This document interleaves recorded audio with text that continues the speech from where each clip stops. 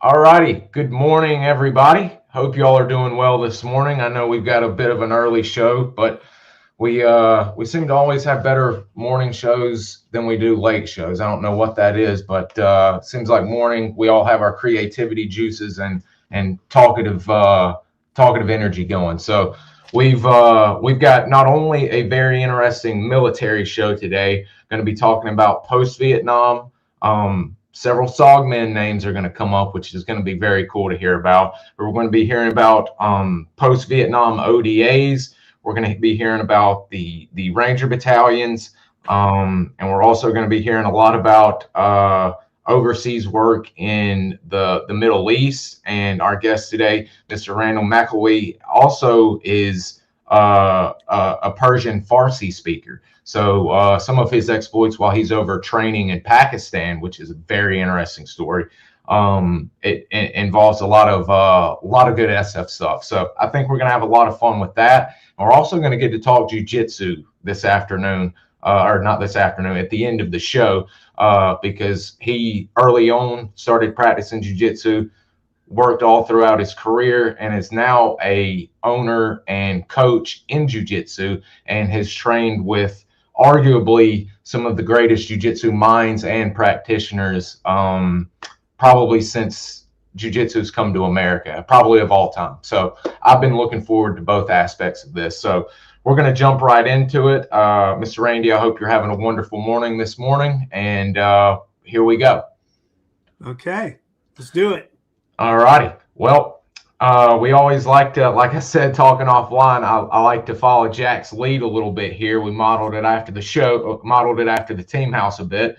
We always like to hear about the origin story, where Mr. Randy came from, when were you born, and where were you raised?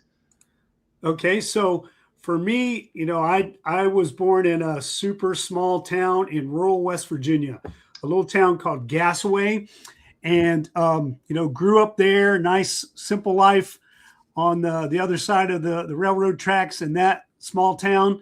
It's a town of, I don't know how big it is these days, but I think it was maybe 2,000 people at the time, if that many. And, just very simple small town life. I tell everybody that, our town had 2 stoplights, and that's only because, and it didn't need even one, but only because the county seat, which was 10 miles up the road, had one, and they had to outdo it. So it was, super simple. Grew up doing a lot of hunting and fishing. And I heard you talk about on some of your other shows about how the country boys have a little bit of an advantage. I think that's definitely true. For me, growing up hunting and fishing, and especially with my dad, my dad was kind of a quiet guy overall. He didn't have much to say. And usually when he did, his love language was yelling. So, and, I think for the first several years of my life, I thought my name was Jesus Christ, because that's what I heard him yell a lot. And, but, he didn't give a lot of instructions when it came to doing anything. So it was kind of a watch and figure it out. And, you go hunting and he'd stick you out on a ridge by yourself. And next thing you know, you'd wind up lost and doing a 15-mile hike to get back to civilization and link up with him again.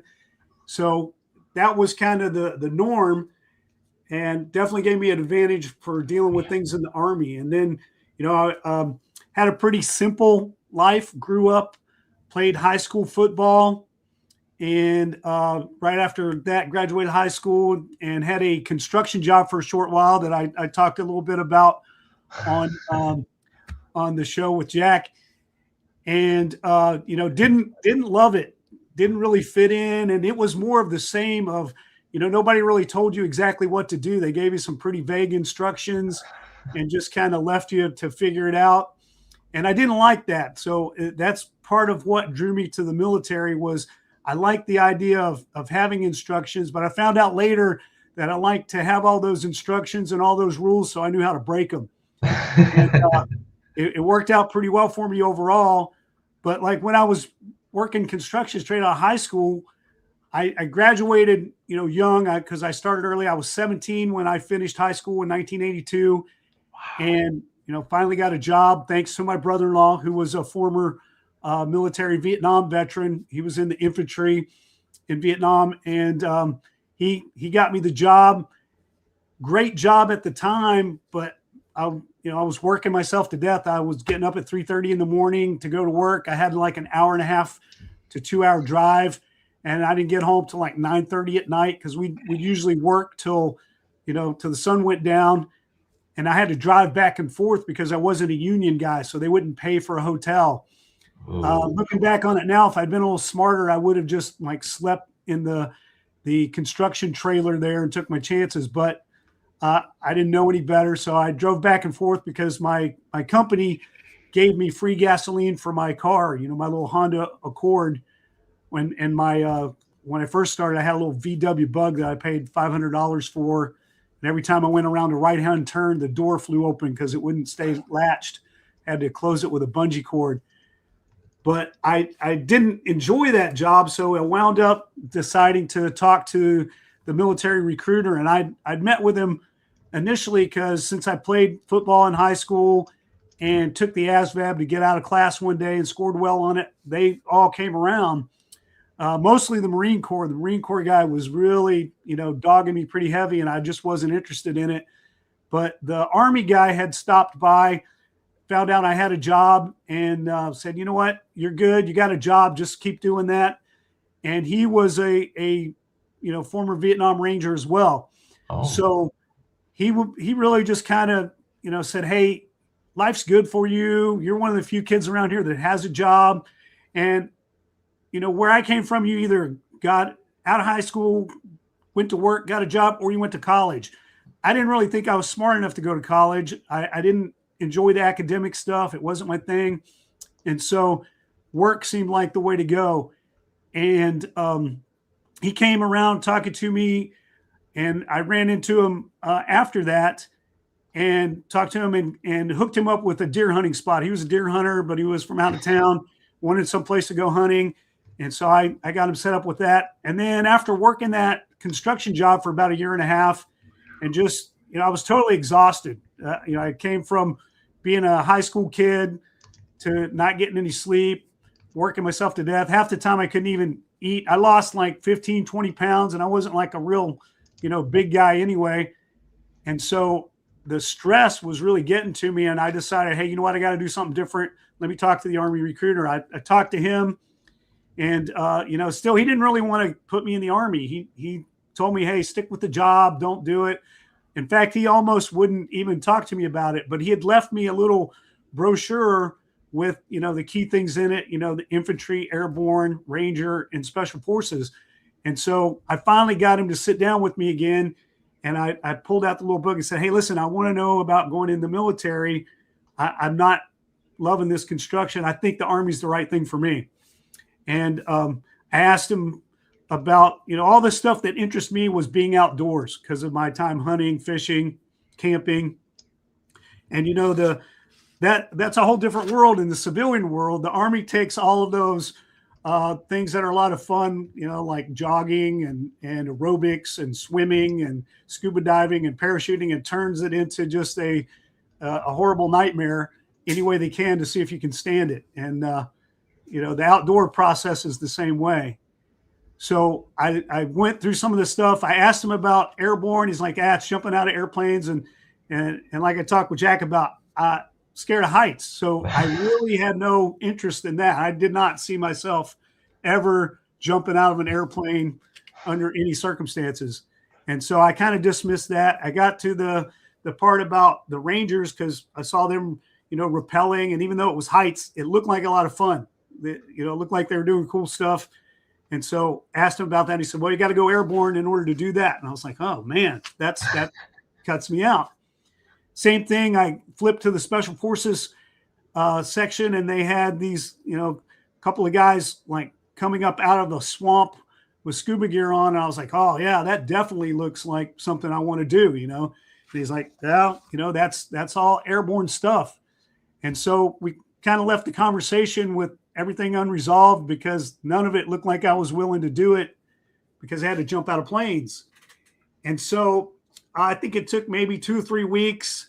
a little more work in construction, a lot less sleep. And I decided, hey, you know what? I'll do whatever it takes. I can't do the construction job anymore. And part of it was I just didn't fit in with those guys there. You know, there was one guy I knew from high school that was 2-3 years older. And then everybody else was a lot older. And they were all crusty old construction workers. And the only reason they even, you know, talked to me at all is because my brother-in-law was a foreman with the company. And luckily I didn't work directly for him because he would have made my life really tough.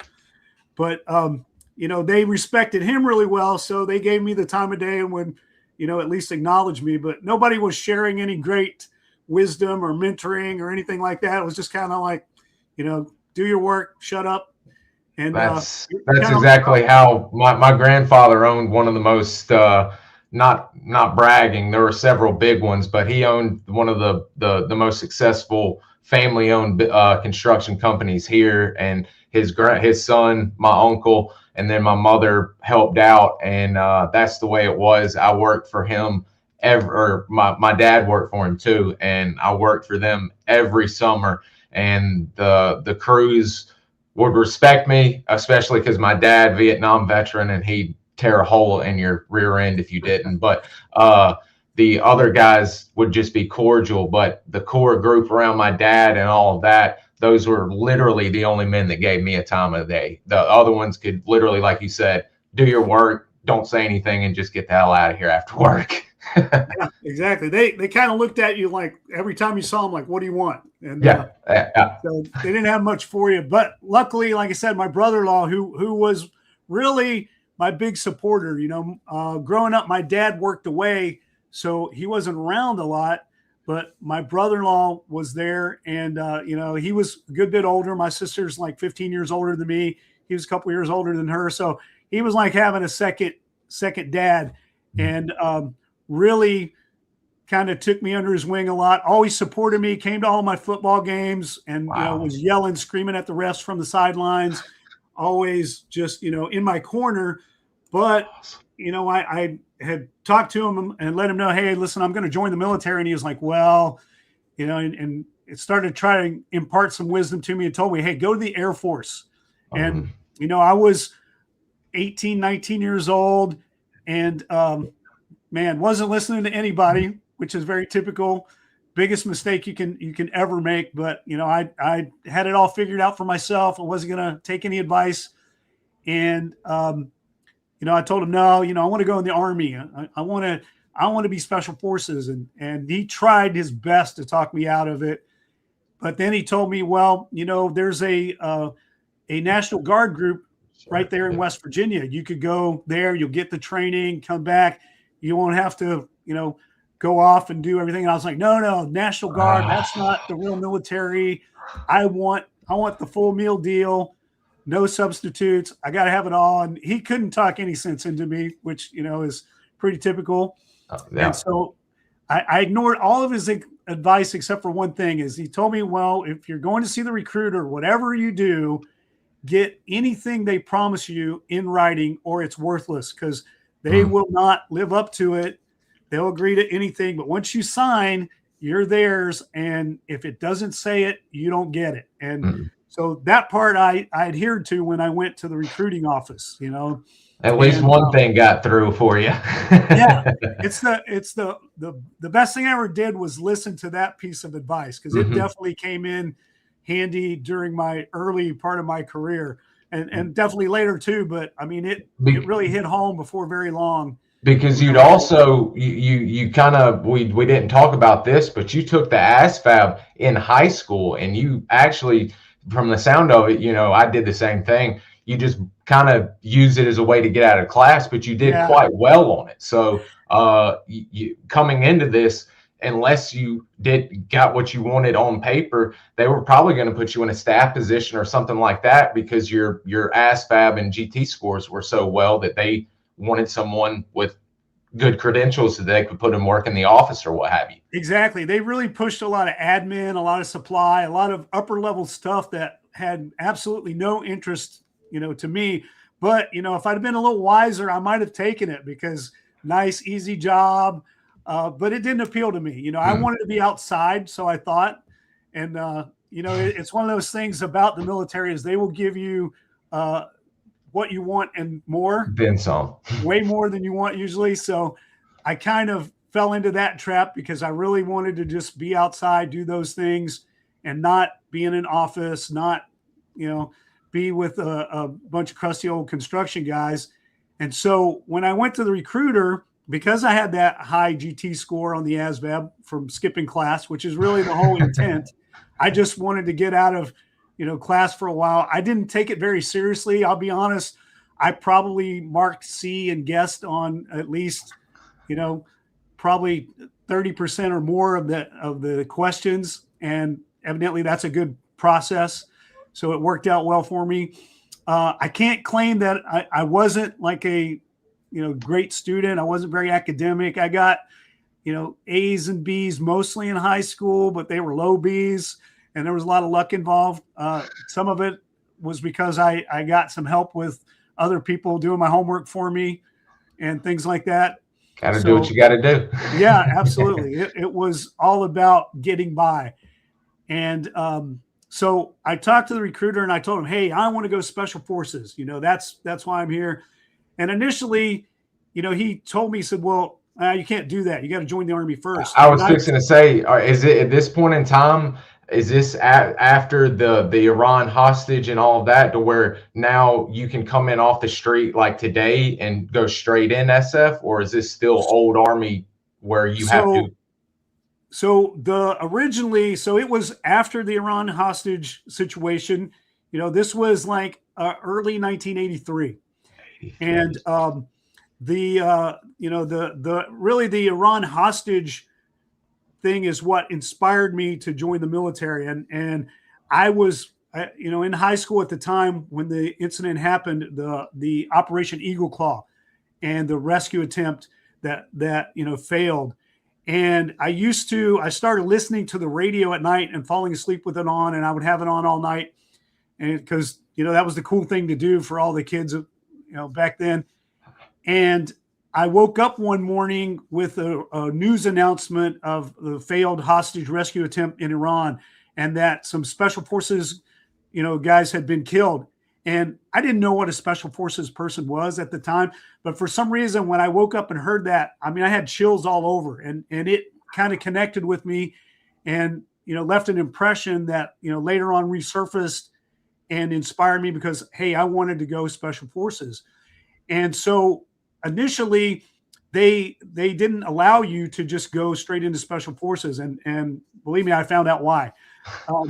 They would require you to do one term of service and become an E5, a sergeant first, and then you could apply and get accepted to go to the Q course.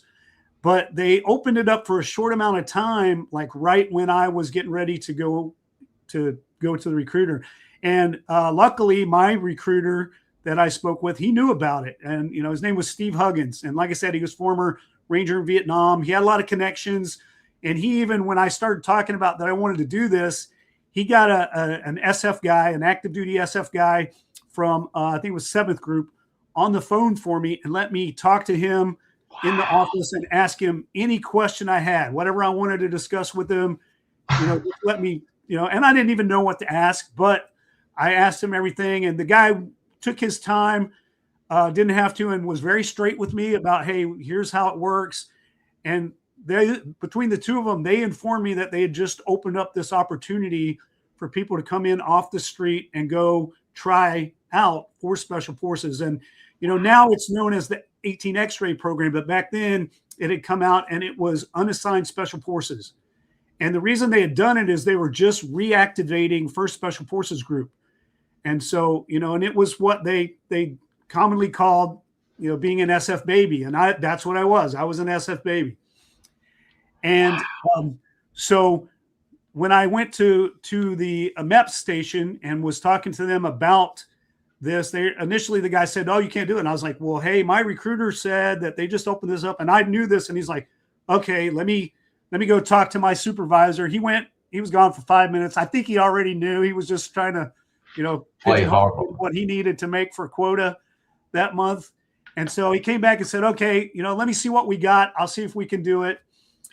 And he went and punched my stuff in the computer, came back and said, well, I don't have any slots for special forces, but, I can get you, and I forget what he told me. I think it was Airborne Italy, and then you can apply later. And I was like, no, I want to, if I don't have it guaranteed, I'm not going to do it. And he's like, okay, well, let me try again.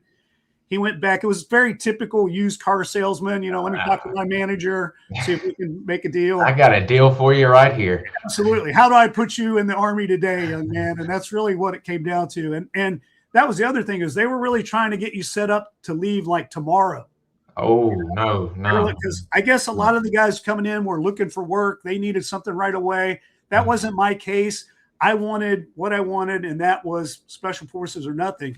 And so he came back after that and said, hey, I can get you to, you can go to the Ranger Battalion and then, do a tour there and then sign up and go to Special Forces. I'm like, no, I want to go to Special Forces. If you don't have that, I'm going to go. And I actually got up and was going to leave. I said, well, if you don't have it, I'm out. And then he was like, wait. And then went one more time. He came back and said, okay, well, I found something. I can get you in as a communication sergeant. And I was like, no. Mm-hmm. I wanted to be, at the time, based on what little bit I knew and what I had talked to the one real special forces guy, I wanted to be an SF demo man, an engineer, and blow stuff up. Oh, okay. Cool. And, like I told Jack, I knew one kid that had been a couple years ahead of me, went to the Ranger Battalion as a commo guy, went away as a skinny kid and came back as a mutant beast. And, when we talked to him and while he was on leave and asked him, hey, how did you transform? What are they giving you? And he said, well, I'm a radio guy and I carry these radios and they're really heavy. And so I based my decision off of that and said, well, you know what? I don't want to carry any extra weight like the radio. And that doesn't sound like my kind of fun anyway. I want to blow stuff up. And then he said, well, nah, so I turned down the 18 Echo or the Commo, MOS. Mm-hmm. And he came back and said, well, all I got is you can be a medic. And I was like, oh, medic. Okay. And, while I was on the football team, I had also volunteered and worked with the trainer and, helped tape ankles and stuff like that. And so, watched a lot of MASH. Oh, TV. Yeah. Looked like they were having a lot of fun. There were all these cute nurses. I was like, medic, that sounds like the ticket. And the key thing was, in my brain at the time, Band-Aids were light. And I didn't know the idea that, 100 pounds of anything is still 100 pounds. It's one of those lessons you learn by, experience being what you get when you find out you don't know something. And so they said, okay, we will set you up as a medic, unassigned special forces. You'll go to basic training. Then you'll go to the medic course at Fort Sam Houston, Texas. And then, from there you'll go on and try out for special forces. And I was like, okay, that's what I want. Put that in writing and I'll sign it. And that's what happened.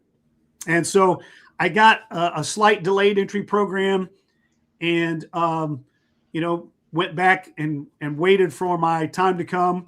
Went back and actually told my parents that, hey, listen, I'm going to the Army. And they knew I was going up to check it out, but they didn't know that there was a process where I was going to sign and it was all going to be good. And, my mom, tears galore. She wasn't real thrilled about it, but never said anything against it, always supported me. And, most of my family thought, hey, it's a great thing. Service is something we respect. It wasn't a big family tradition or anything, but a lot of my cousins, my uncles on my mother's side had been in World War II. So, it was respectable. I had one cousin that was in Vietnam and actually came home and visited, my parents while he was on leave from Vietnam a couple times during his tour. So, I had that slight connection to it all, but, it wasn't like a family tradition or anything like that. So I was kind of one of the first ones, but everybody knew, hey, it was a good job. And the whole saying was, well, you stay 20 years and you can retire as a young man. And everybody thought that was a good idea because it sounds good on paper. But, there's a lot of things they don't tell you about giving 20 years to the military, like how they control every part of your life, whether you eat or not, what you eat, when you sleep, if you sleep, all those kind of things. So I don't think anybody really understood the, what you're giving whenever you step up for service, because there's a lot involved in it that you just don't know until you do it. But while I was waiting, my recruiter called me one day in October and said, "Hey, pack your stuff. I'm coming to get you. You got to ship out early. America has just invaded Grenada and they're calling everybody in. And, I'll be there to get you in I should be there in 15, 20 minutes. Be ready." And hung up. And I was like, holy crap. And nobody was home. I was there by myself. I didn't know what to do. I stood around, in shock for a couple of minutes. And then he called me back and goes, "Hey, I'm just messing with you, man." And so, he had that military sense of humor and literally just kind of, stopped my heart at an early age because I didn't know what to do. But he got me used to the idea that, hey, that's what you're signed up for. And I was due to leave in a couple of weeks anyway, but he definitely, got a good one over on me with that. And then I packed up and went to basic training at Fort Leonard Wood. I, made the mistake of taking a bet from one of my high school buddies, and I shaved my head in a mohawk right before I left. My brother-in-law had already told me, so, well, whatever you do when you get in there, don't draw any attention to yourself. So, from some friendly razzing from a buddy, I made the bet and did it, and then showed up at Fort Leonard Wood with a mohawk, which, got interesting right away. And then, while I was in basic training, I made the mistake of asking the drill sergeant at one point. One of the other drill sergeants had told us that he had gone to Special Forces selection. Well, evidently he didn't make it. So, and he was a little bit bitter about it. So I had, made the mistake one day of asking him, "Hey, Sergeant, I hear, you went to Special Forces selection." And man, from then on, my basic training life was special. And, every time he saw me, he made it worth my while. But so that taught me that lesson early on is, if you hear something, maybe don't mention it. Keep it to yourself.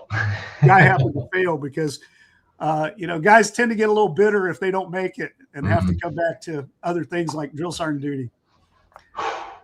Man, did you, when I actually had a buddy who went through basic at Fort Leonard Wood, and down here, it gets cold, but our cold is drastically different from Fort Leonard Wood. Did you have any acclimation issues, both with the weather and finally getting away from home and in the Army now, shall we say? Well, luckily, I'm from West Virginia, so cold wasn't as big an issue. So I understood cold. I was used to being out hunting in the cold and everything, and it wasn't a huge and drastic change, but Fort Leonard Wood is very cold. And I actually got my first case of my first cold injury. I got a mild case of frost nip on my nose and my face during training. That I missed an hour of training to go to the TMC. They sent me in and got looked at, and they said, "Suck it up, buttercup," and move on. And so it wasn't really a big deal, but I did have a little adjustment with that. And truthfully, most of the adjustment was positive for me because, like I said, I've been getting up at 3:30 in the morning and going to work, doing construction work. So when I got in basic training, we were sleeping in till at least 5:30. And, lights out was usually by 9. We were maybe a little bit more tired in some ways, but I was having the time of my life in basic because it was much easier than construction work. A little different, I was getting probably yelled at about the same amount as I was at the construction job. It didn't have the same love to it, but it was a little different, a little less personal maybe, but at the same time, it wasn't that different for me in a lot of ways. And I was actually learning some cool new things, and they were giving that detailed instruction that I found attractive to where, it made it all make sense instead of having so much figure it out, especially in basic training. Everything is do it exactly this way. Regimented for y'all. Right. Yeah. And I kind of figured out that I liked that. While I was in high school, I had this great algebra teacher named Mr. Carr. And Mr. Carr was this 6'5" guy who had been in the Air Force. And on day one of algebra class, he gave the military speech. You know, he told everybody, hey, look to your left, look to your right. You know, half of you aren't going to be here when the class is done. If you think you can make C's in general math and come in this class and pass, you're sadly mistaken. It just scared the life out of everybody, right? And unfortunately, I was, you know, or maybe fortunately in my case, I was too scared to quit because I didn't want to stand up and say, hey, I want out of the class like a lot of the other kids did. So I just kept my mouth shut. I didn't want to say anything. And the class was hard, but the best part about it was from the beginning, he sat you down and told you how to do everything step by step to succeed. He gave you that military process. You know, you're going to have this many folders. They're going to be this color. On the right side, you're going to put your homework. On the left side, you're going to put your notes. Every day when you come in, you'll do this. It was all very regimented, and that worked really well for me. And I think that's another piece that attracted me to military service with the Army. And so basic training was really just a heyday for me, other than the, you know, being cold at Fort Leonard Wood. And even that wasn't new. So no big deal as far as basic training. And the best part was, because I was there in December. And so it was pretty nasty cold. And then, you know, after that, I finished basic training and they put us on a bus to go down to Fort Sam Houston. And I was telling Jack about this on the other podcast that, you know, we got on, we slept all night because we left in the evening and then late in the evening. And we were pulling into San Antonio, Fort Sam Houston, like as PT was happening and dawn was coming up and the sunrise was coming up over the palm trees.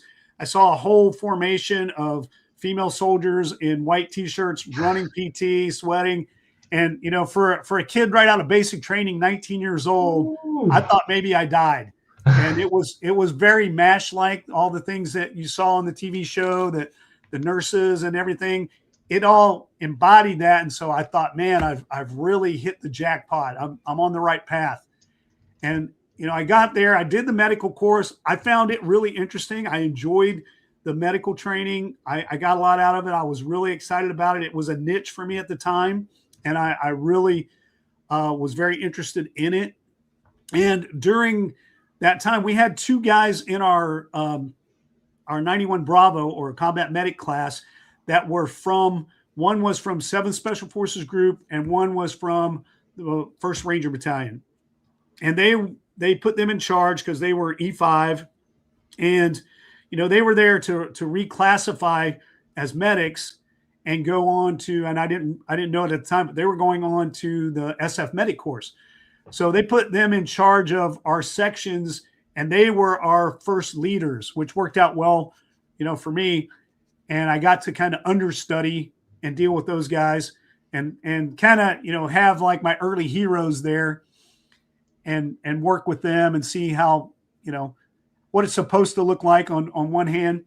And then, you know, while I was there about, I think about halfway through the course, everybody got their orders for their next duty station and we got ours. There was myself and at least I think 4 or 5 other guys that were signed up for either unassigned special forces or unassigned rangers. And we got these orders and they were not to go to Fort Benning to airborne school or to any of the places where special forces or rangers are. The orders, I know mine said Schofield Barracks, Hawaii, and some of the other guys had similar things. And so we went to the cadre and said, hey, this isn't what's supposed to happen. You know, I have an unassigned special forces contract. I'm supposed to go to Fort Benning to jump school. And the first thing the cadre there said was they just dismissed us and said, well, you guys didn't get selected. You didn't make it. And we're like, well, hey, we didn't even get a tryout yet. You know, we're supposed to at least get an attempt to try.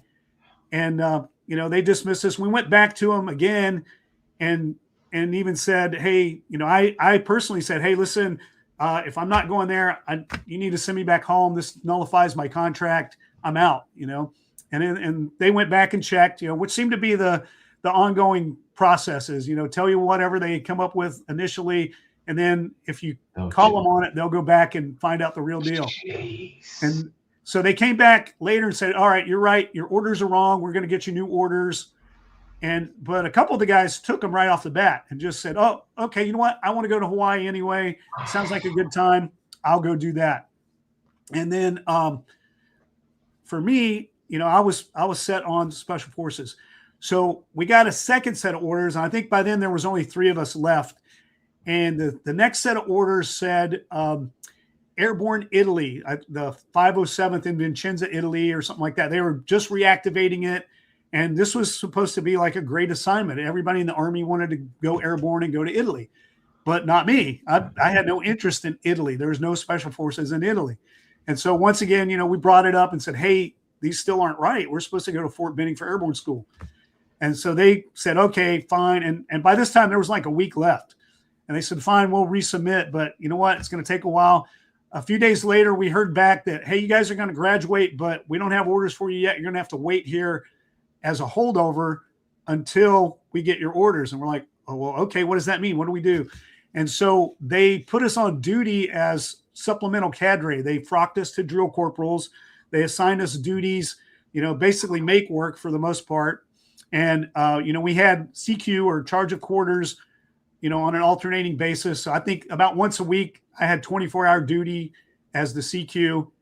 And in the meantime, because we did graduate, we would, run PT, lead PT, on a rotating basis for the new group of trainees. And then we would work at the troop medical clinic.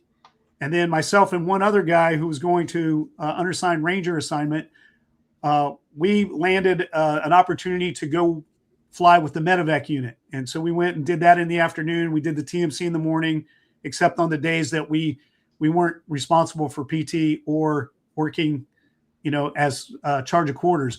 And then we also were tasked to run every Saturday.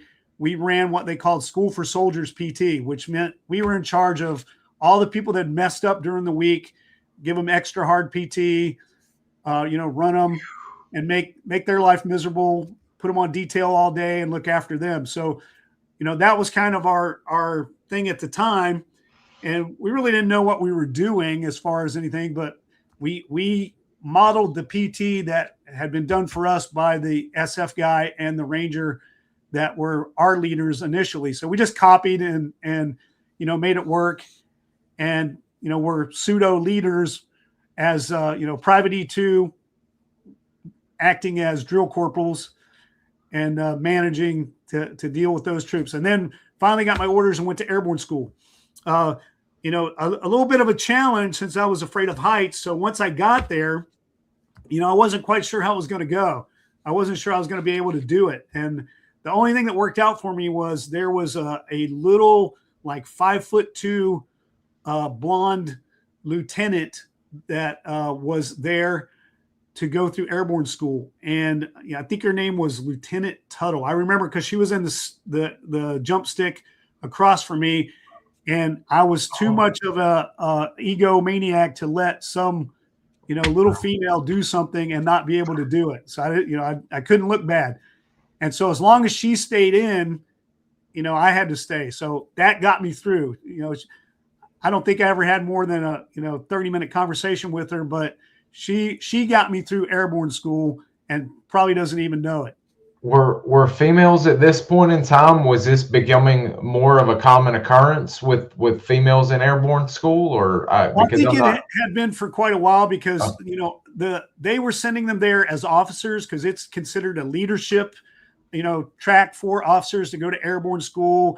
And at the time, the females couldn't go to ranger school, so it was equal opportunity for airborne. So they would send them there, and then they would go to airborne assignments in the 82nd or other units and have that, leadership background that you get from, facing your fear of jumping out of an airplane, which is a pretty good one. But there weren't a lot of them there. I mean, like I said, she was fairly unique as far as I can remember. There were, maybe a handful overall. And most of them, to be honest, didn't last. They didn't make it. The running in boots and running kind of like kicked a bunch of them out. She was pretty tough, so she hung in and made it, thankfully for me, because like I said, that's what got me through. And then it all kind of got interesting because our jump week got pushed back because of weather. And I got one jump like right at dusk.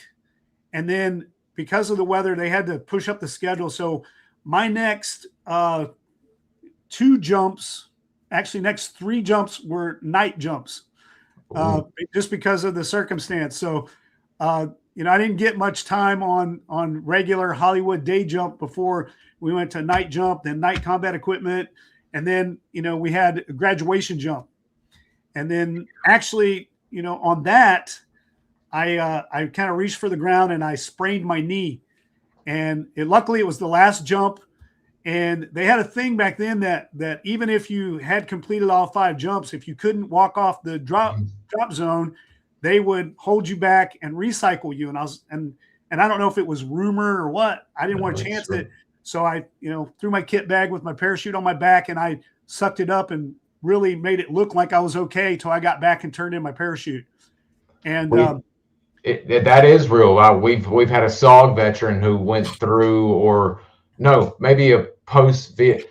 It may have been even during SOG. I'm misplacing it. Nonetheless, a veteran talked to us where he broke his leg on the last jump and literally was in tears and pain and knew if he didn't get up and walk, he wouldn't pass it. And he literally got himself up and somehow staggered with a literal bent, broke leg and luckily passed. So that is absolutely true. Yeah, luckily mine wasn't broken. It was just, you know, kind of sprained, not real severe, but, you know, bad enough that it wasn't easy to walk. And going off is I kind of, you know, played it up and I dropped my helmet a couple times so I could stop and kind of kneel down without drawing too much attention. And I just made it in you know, segments and got back, got my wings pinned on, and I was done.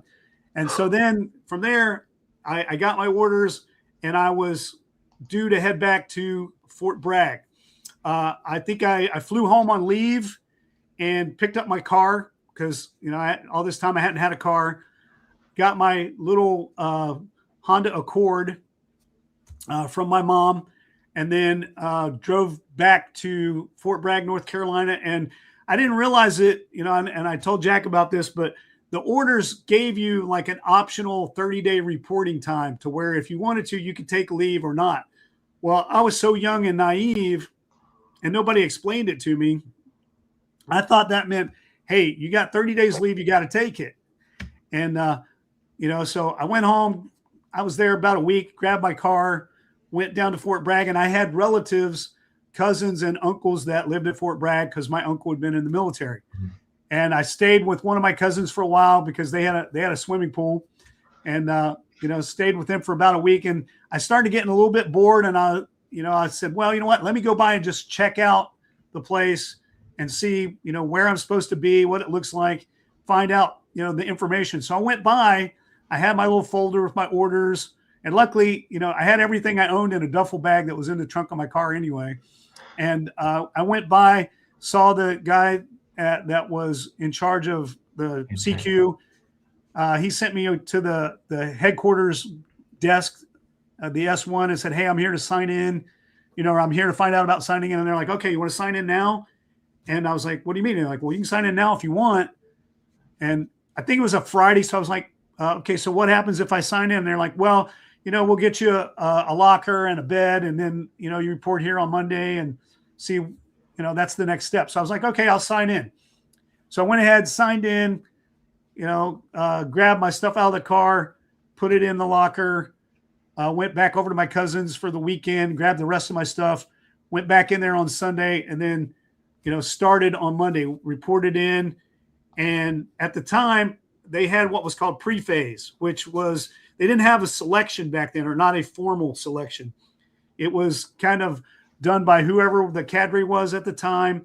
And they had their own methods and process to where they made up all kinds of things to test you and see if they could get you to quit. That was really the big thing. It was if they could talk you into quitting, then, you know, that means you're not meant to be here. So that was the main process. They had it broken down into sections to where they would split you up into groups, and you would do these week-long segments of training while you waited for your special forces class out at Camp McCall. And the pre-phase consisted of a week of basic skills, knot tying, a few other things. There was a land nav week, a patrolling week, and a survival week. And so you would rotate each week to a different group, while you're waiting for your class date. And so, and during that time, they had all kinds of little things that they would do. A lot of times, first thing Monday morning, you would start off with a PT test, a swim test, and then a 12-mile ruck. And it was all to see if they could eliminate you. And they did that about, I think, almost every other week. I can't remember just how many PT tests and swim tests I took. And then on the other days, and this was all especially like during basic skills, they didn't mess with you too much during patrolling and land nav, but during basic skills and survival, you would have like that Monday morning, you would have the whole testing gambit. And then Tuesday, Thursday, you would have ruck runs.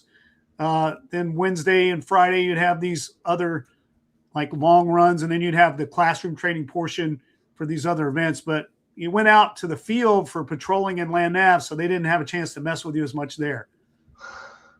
Jeez. And how were you, you being outdoors and everything? I have to think you were fairly decent, but I mean, you got to get yourself up to special forces quality. How were you on land navigation and in the field, shall we say?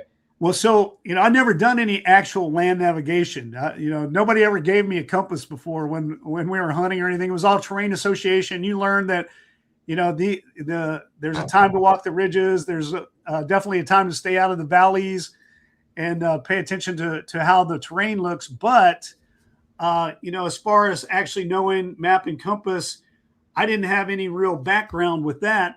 But they had a really solid training program for it, and that actually worked out well. I did what I was told, which was the easy thing to do. And when you don't know anything and you get the instructions, and like I said, it was very well taught. It was very detailed. There was no reason not to do well with it. And probably since I had no experience, I, for once in my life, didn't think I knew what I was doing. And so I paid attention and listened, and it worked out pretty well for me. So I did okay. And, the whole time, though, they were really kind of looking at, how do you do things? What's your mental perspective? How do you interact with the group, the team? And so they had all these little tests of how they would single you out. And the rule was if you were on an athletic event or anything and you fell back too far, they would just, grab you and tell you, get on the truck. There was always a truck following the formation, and you were out. So, they would kick you out right away just for any little thing that they saw that they thought was inappropriate or not the standard. And there was no written standard on any of it. And especially for all of us that were SF babies, and there weren't many, they really, I don't think, knew how to take us. Some of them resented us a lot because, of course, they didn't have that opportunity. Others thought it was humorous and wanted to just kind of watch us suffer and see how we went through it. So they would maybe kind of keep us around just to see if we could handle it. And, it really was, a lot of it was a good time for the instructors, and they played a lot of mind games with us to weed us out. Man, oh man. And after, what's the next phase? How long until you have completed this is just the phasing out. How long until you actually get to selection, shall we say? So the pre-phase could last an indefinite amount of time because it really had no set start or end date. It started when you showed up and it ended when you got your slot to the next start of the Q course. And I think I was there probably at least a month, maybe 5 weeks. It was a while. And so there was a lot of messing with you. And then after that, they actually, they would tell you, hey, your class starts Monday, be here and go. So I actually loaded up, went out to Camp McCall. I was out there, I think, for like a day, maybe the second or third day. We had a formation. And when we had the formation, they called out for, all the engineers to go over here, all the weapons guys to go over here. and I was the only guy left standing in the middle. And, you know, and I went to the cadre and I was like, hey, Sergeant, where are the medics going? He's like, medics? What medics? I was like, Sergeant, I'm a medic. And he just left me standing there. He went back into the head shed to the TAC office, and I heard some screaming and yelling, and then he came back out and he goes, go get your stuff. I mean, he used some other words, and like, get on the truck. And so I packed up all my stuff. He threw me on the truck. I went back to Fort Bragg, and the whole way back, I thought I'd messed up something and got kicked out. I got back to, to the headquarters section of the training company, and, reported in there.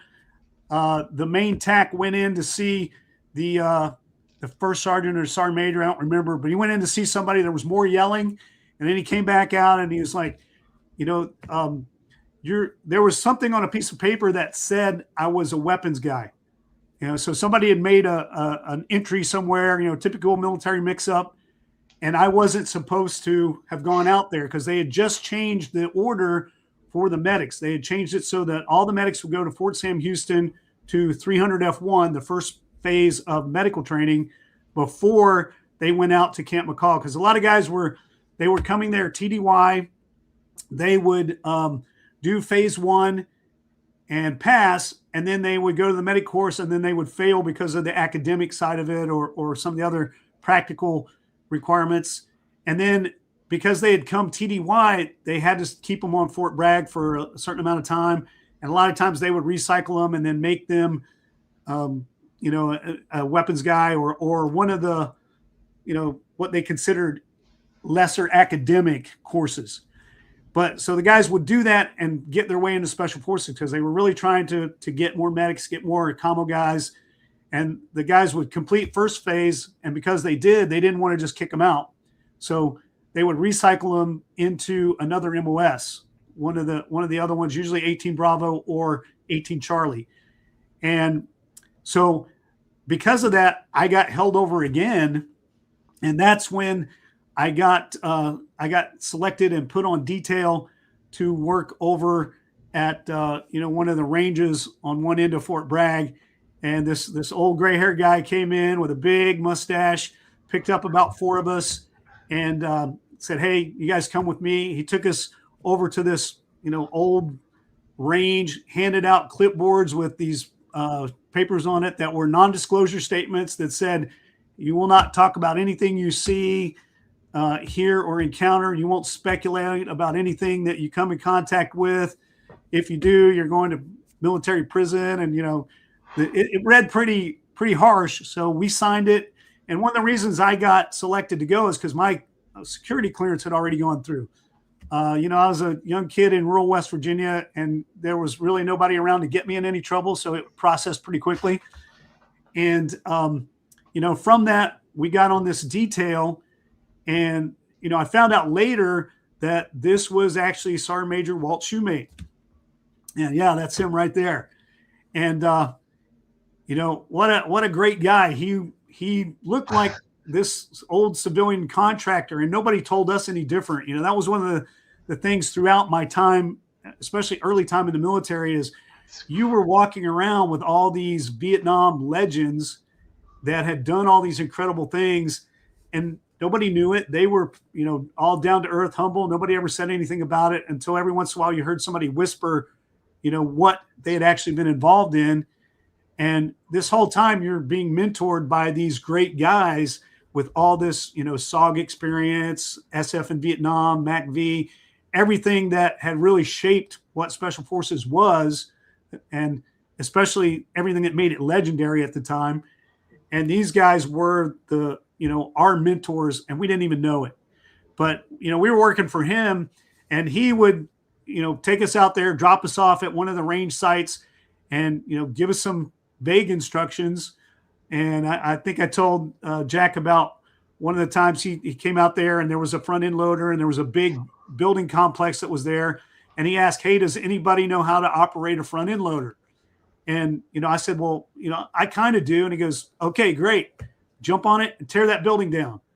And I'll see you in a little bit. And he would just leave us out there with the task. And, it was figure it out. If you had questions, you could ask him and he'd give you great answers, but he wouldn't waste a lot of time telling you the limits of what he wanted you to do. He just gave you the task and let you run with it. And we got to see a lot of cool stuff. We got to see a few, training things go on with some of the guys, and later figured out who we were actually observing. That this was the Delta guys, and just a really great experience. And we were really hammered on, hey, don't say anything about it to anybody. And was this working with Mr. Walt and this group you were with? Is this under 5th group, or are you not assigned just yet? No, we're still in training 5th group. Is Walt in 5th group or in training, or is he at JFK training? So Walt was working directly for JSOC for SFOD-D Delta. There we go. He was in charge of, I don't know his formal title, what he was doing at the time, but he managed setting up like their range training activities and stuff. So I think he had retired maybe at that point, was a civilian contractor. I don't know the timeline because, like I said, we never really got to talk too much with him. We just got to interact and work with him and work for him. And, but he was in charge of like all of their range setups. And mainly what we did was clean them up, help set them up, and then tear them down. And so we got to see, every now and then we would get to hang out on the side and see a couple things happen and then, clean up afterwards. I think he was doing, like you said, range and range safety, because sadly John Yancey, another SOG vet, had died in an accident. And I've heard that at this point in time, Dick Meadows had also retired. And I believe he and Dick were kind of double teaming the training for the unit, if you will. So that sounds about like what you're saying. He's setting up training situations, the range and all of that. So yeah, he was pretty much in charge of that. We got to do some cool things as a result. He took us into their dining facility over on Butner Road, into the main compound at the time. So we got to be around a lot of cool stuff. We didn't even know how cool it was. We figured out, at one point who we were rubbing elbows with, but, we didn't really have any active part other than we were the cleanup detail, which was at the time as cool as it gets for a new kid out of West Virginia in the military. Unbelievable. I mean, literally just, like you said, you're amongst the giants, and they're so unassuming, and you have no idea until, like you said, you start hearing stories and say, oh, did you were working for the old guy with the handlebar mustache? That's Walt Shoemate, SOG, let you know. It's crazy. While you're doing all of this and not bumping heads, rubbing shoulders with everybody, is this going to kind of help you out here, where you're going to get on a team once they see you've worked, or people knowing you, or what? No, not a bit. I was a nobody, and nobody cared. Nobody noticed me.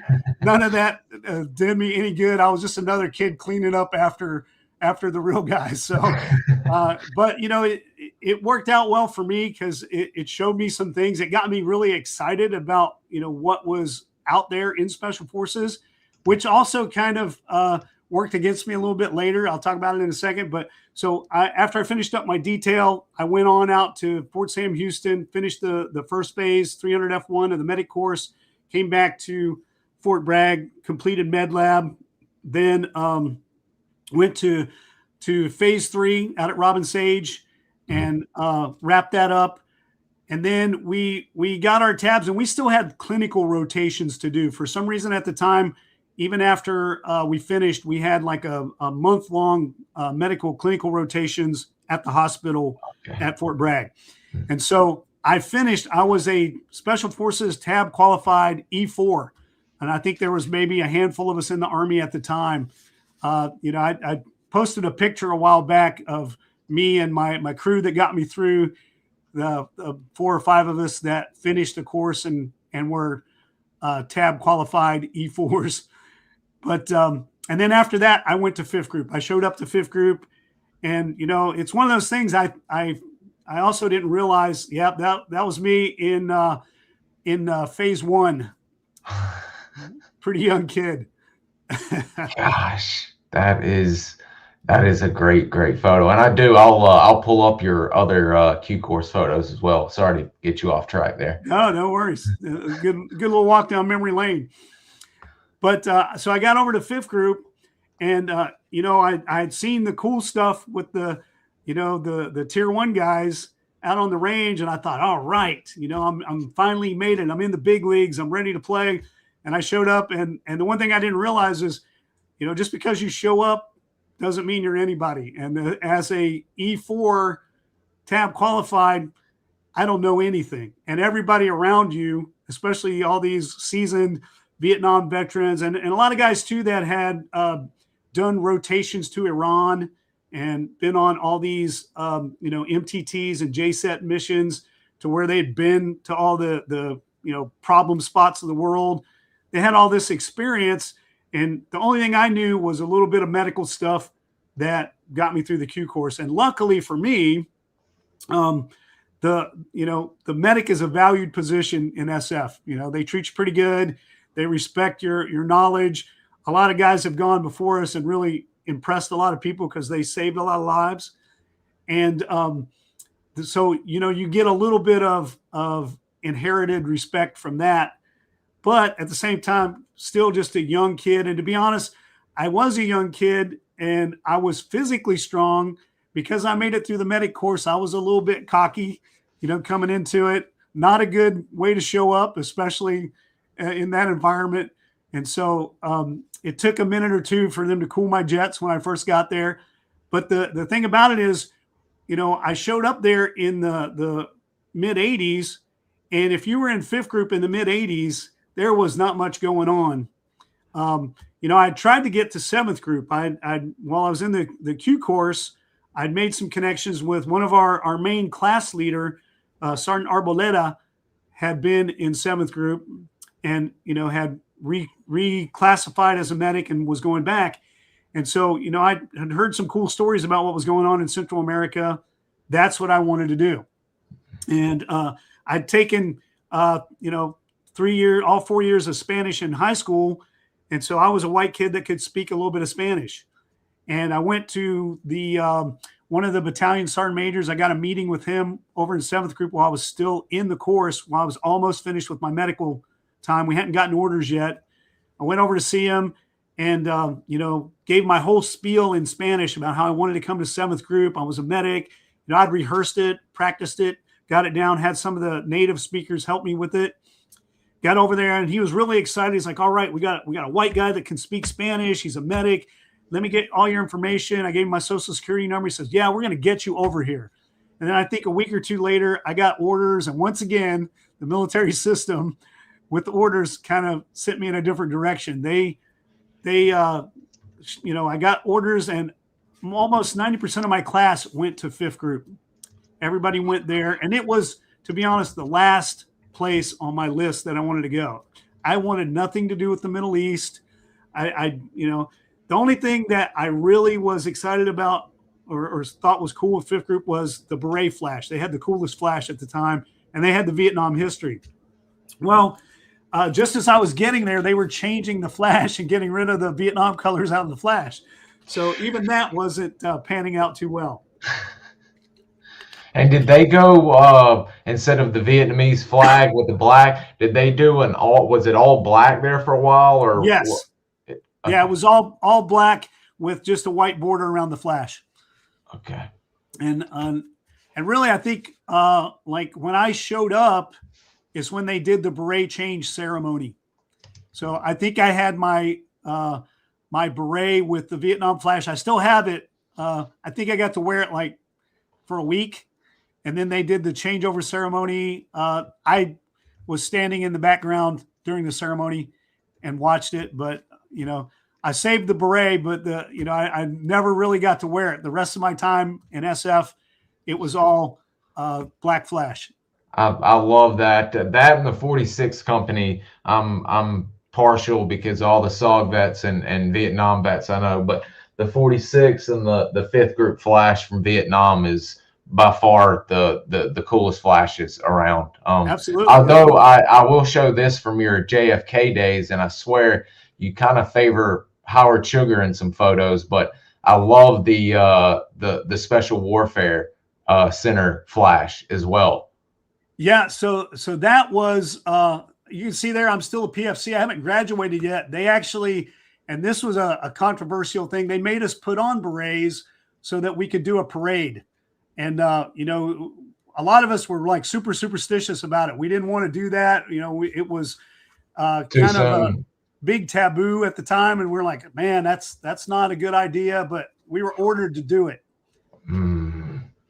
Well, yeah, I can see the definite superstition, but if you're ordered, ain't much you can do if you're ordered to rock it. So yeah, especially when you're a PFC. yeah, don't have much swing there. So so man, and I can see why, because you mentioned on Jack's show, fifth group's doing, I hate to put it down in such bad terms, but basically they're glorified trash pickers at this point in time, doing work around Bragg. Seventh group had guys, South America, they had done the Sante raid. I mean, there was a lot of stuff seventh group was doing at the time. So I can actually see why. And a matter of fact, a lot of SAW guys I know ended up in seventh after Vietnam and Panama. So yeah. So we had all these, you know, these guys that were basically, you know, quarantined to post detail is really what we were doing most of the time. And it was super discouraging after, you know, working with Walt Shoemate and seeing the tier 1 guys and realizing that, hey, you know, the stuff's out there, but I can't get to it.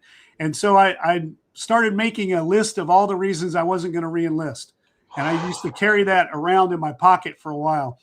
And then, and at one point, the sergeant major called me in for something. I think it was to, you know, it used to have a thing to contribute to, I forget the name of the fund, but, you know, it was, it's an Army-wide thing. They always have you contribute to it.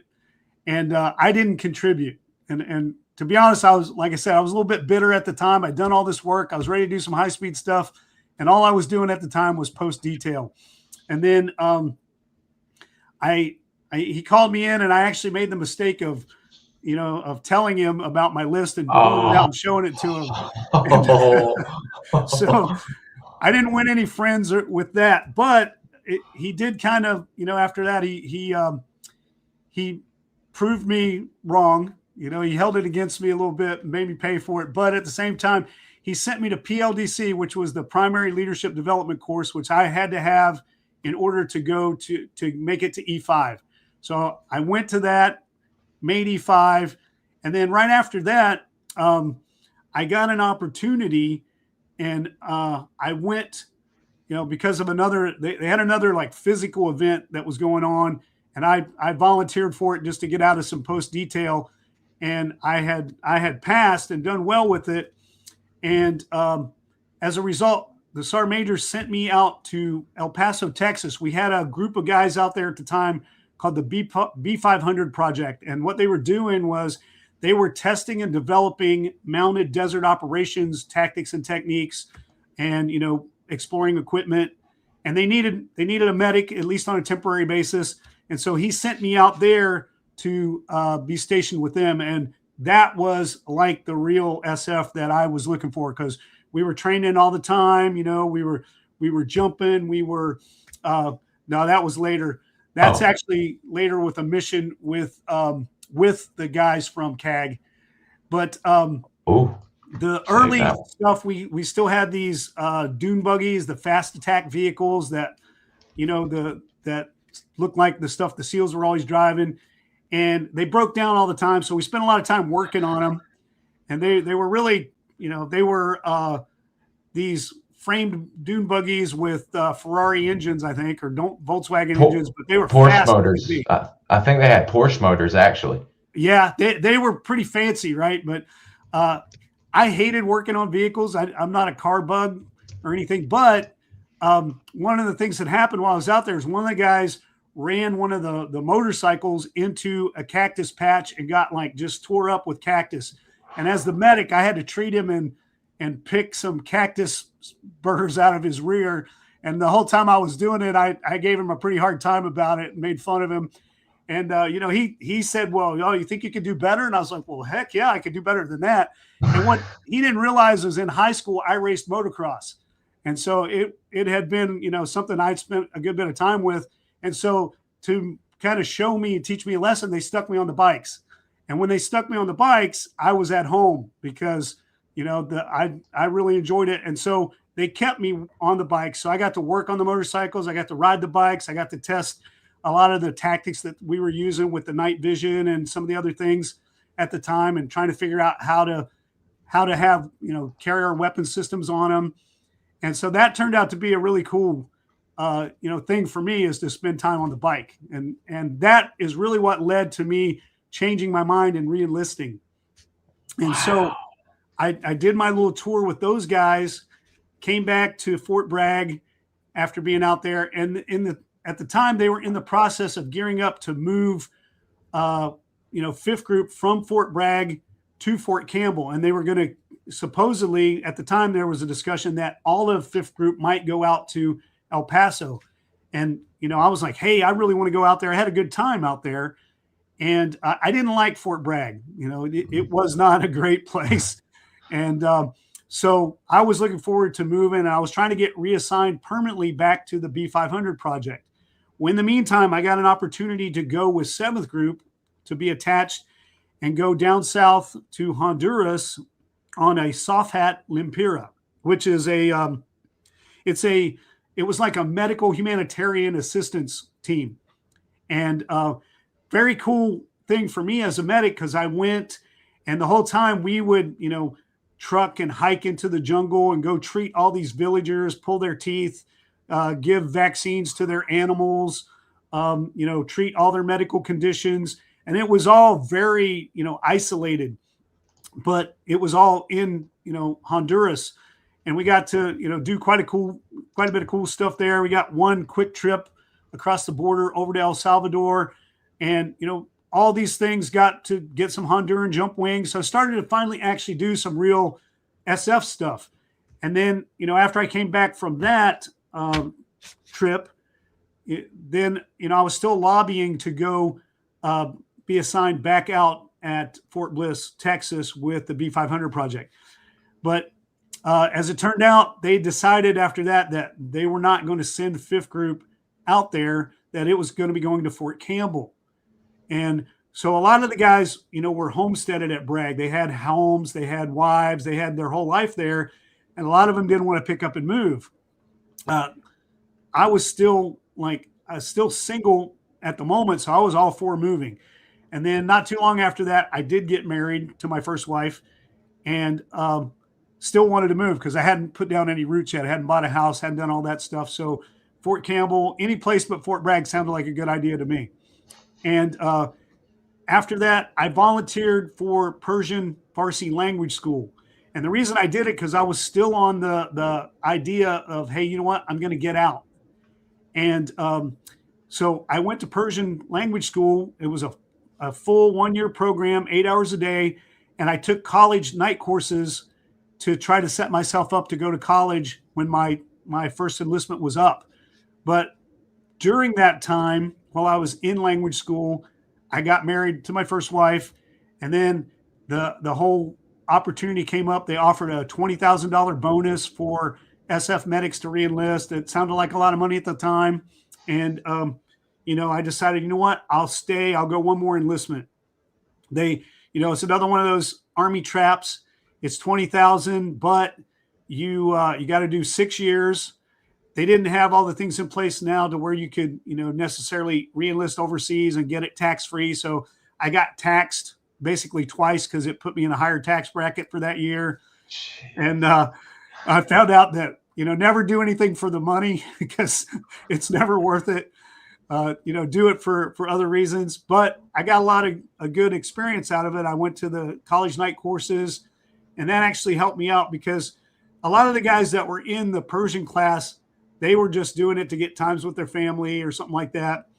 And they didn't really want to be there. So they weren't putting in a lot of effort with the actual training. And at the time, nobody had any dreams of going to Iran to speak Persian again anytime soon. And, in fact, if we went, the whole idea was we wouldn't be doing much talking at all. But, and when it came up, I didn't even know what language Persian Farsi was. I didn't know where they spoke it. I just said, yeah, okay, I'll do it. And but I went, and because I was taking English courses at night, I actually did really well with language training because I understood what the parts of speech were, all that. And so as a result, I wound up being the distinguished honor graduate from my Persian Farsi class, which, even though it was another accident, kind of like the ASVAB to get out of class, it worked out for me because it was the ticket to do most of the cool stuff I got to do after that. And so once I finished that year-long course, then I came back to 5th Group and packed up and got ready to move to Fort Campbell. And so we moved up to Fort Campbell. I wasn't there, very long. I showed up there, and because I was a Persian speaker and a medic, we had an operation going on at the time that was tasking 5th Group called Prime Chance. And it was guys attached to SEAL teams that were boarding ships in the Persian Gulf because they had a crisis with Exocet missiles, and they were really concerned about there was a lot of smuggling going on to where they were smuggling weapons through the Persian Gulf using Persian civilian shipping vehicles. And so we were set over there to board these ships. The SEALs would search them and see if they found weapons. And there was a few other things involved with the mission, but because I was a Persian speaker, I would was there to talk to the crew or ask questions or whatever they needed, and they needed a medic. So it just kind of worked out for me to be involved in that, which was a pretty cool short-term trip to the Middle East. It was my first trip into my area of operation. It's the first time I'd been to the Middle East, and we were sent over there. The Prime Chance was operating on the naval base out of Bahrain, and staying in 5-star hotels. It was kind of a good experience, a nice thing. And then I came back to 5th Group right after that and got orders. My entire company was going to Pakistan for a classified UN purview operation called Operation Salam. And I really wasn't too keen on going. I was like, man, 6 months, it's a long time. I don't really want to go. I was newly married, had just had like 2 kids. Wasn't the perfect time to be going. But as it turned out, that was really the best circumstance anyway. And so I went on this mission over there, and I was augmented to another team because I was a medic.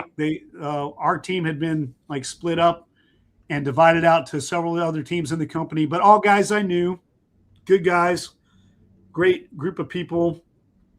And we were set up in Peshawar, Pakistan, which is like in the Northwest Frontier Province, right along the border. And it's kind of the wild, wild west of that area of the world. And probably hasn't changed much. It borders the tribal areas.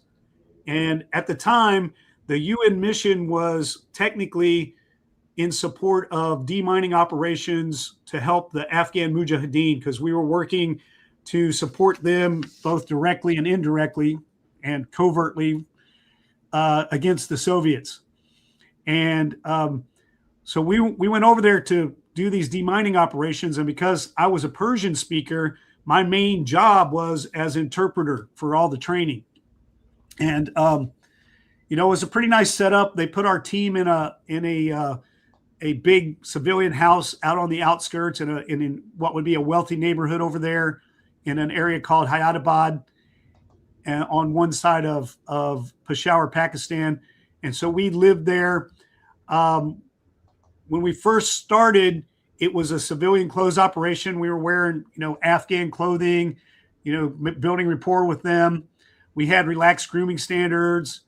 The main catch is we didn't and weren't allowed to have any weapons. So we had no weapons that we were allowed to carry. Well, one of the things that we did while we were there is we made these frequent, periodic trips to this tribal area called Dara. And Dara is this little town that has an entire weapons bazaar to where they were gathering up all the battlefield weapons from the Soviets that they could reclaim, and they would bring them to this weapons bazaar and resell them. And so, you know, it's this Wild West town where you would go there and they have, you know, Dishka anti-aircraft guns that you can test fire and, you know, all kinds of live weapons. Well, we were going there and actually buying live mines to bring back and make inert for training with the Afghans. And as the interpreter, I was responsible for negotiating these deals with the you know, the tribal shopkeepers that were selling these weapons. And while we were there, you know, several of us purchased our own black market Soviet hand grenades because they were super cheap. I think $2 a piece for hand grenades. Some of the guys actually bought some like Makarov pistols and things like that, which were a little more expensive, so that we had some weapons on us. And we weren't supposed to have them. If we'd gotten, you know, caught with them at the time, probably would have been a big deal. But we knew what a dangerous area Pakistan, especially Peshawar, was at the time, because even though we were working with the Mujahideen, nobody liked us. You know, we were still the great Satan, and they tolerated us because we were helping them. You know, the enemy of my enemy is my friend. And so they treated us pretty good overall, as long as we were helping them. And there was a lot going on in that time, in that area, that was both directly and indirectly supporting the CIA operations to support the Mujahideen against the Soviets. Stinger missiles and such. A lot of that stuff was happening, and actually that you know, occurred just a little bit later. And I was, after I returned from this deployment, I actually was sent to Stinger Missile School for another project that I got put on. But while I was here for this 6-month time, like I said, it was the wild, wild west. A lot of crazy things happened. One incident for us, and it was like November 1989, I think. I'm not exactly sure. But, you know, we had access to the U.S. Consulate American Club, which was like a little restaurant bar thing that they had in Peshawar that was affiliated with the consulate there. And so we basically went there. To be honest, we went almost every night, even though we had to work the next day. We'd go there and drink and eat, because they had like the most near American food you could get. The rest of the stuff we were eating at the house wasn't that great. I think we had, like, at the house, we were having like spaghetti every night made by our Pakistani cook, and he was, you know, making it with all kinds of Indian spices, and it was terrible. To this day, I can't eat spaghetti because of the stuff they did to spaghetti there, and try to feed it to us every day.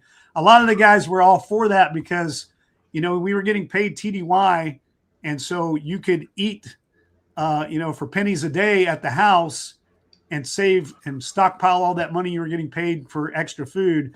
I wasn't doing too well with it, so I went to the restaurant at the American Club and, you know, had a hamburger and pizza there, because it was just a lot more American for me. Because and part of it, I think, is because as the medic, I would go on some of the food buying trips to buy the meat and stuff for the food, and you would see, even though you're picking out the best they have, their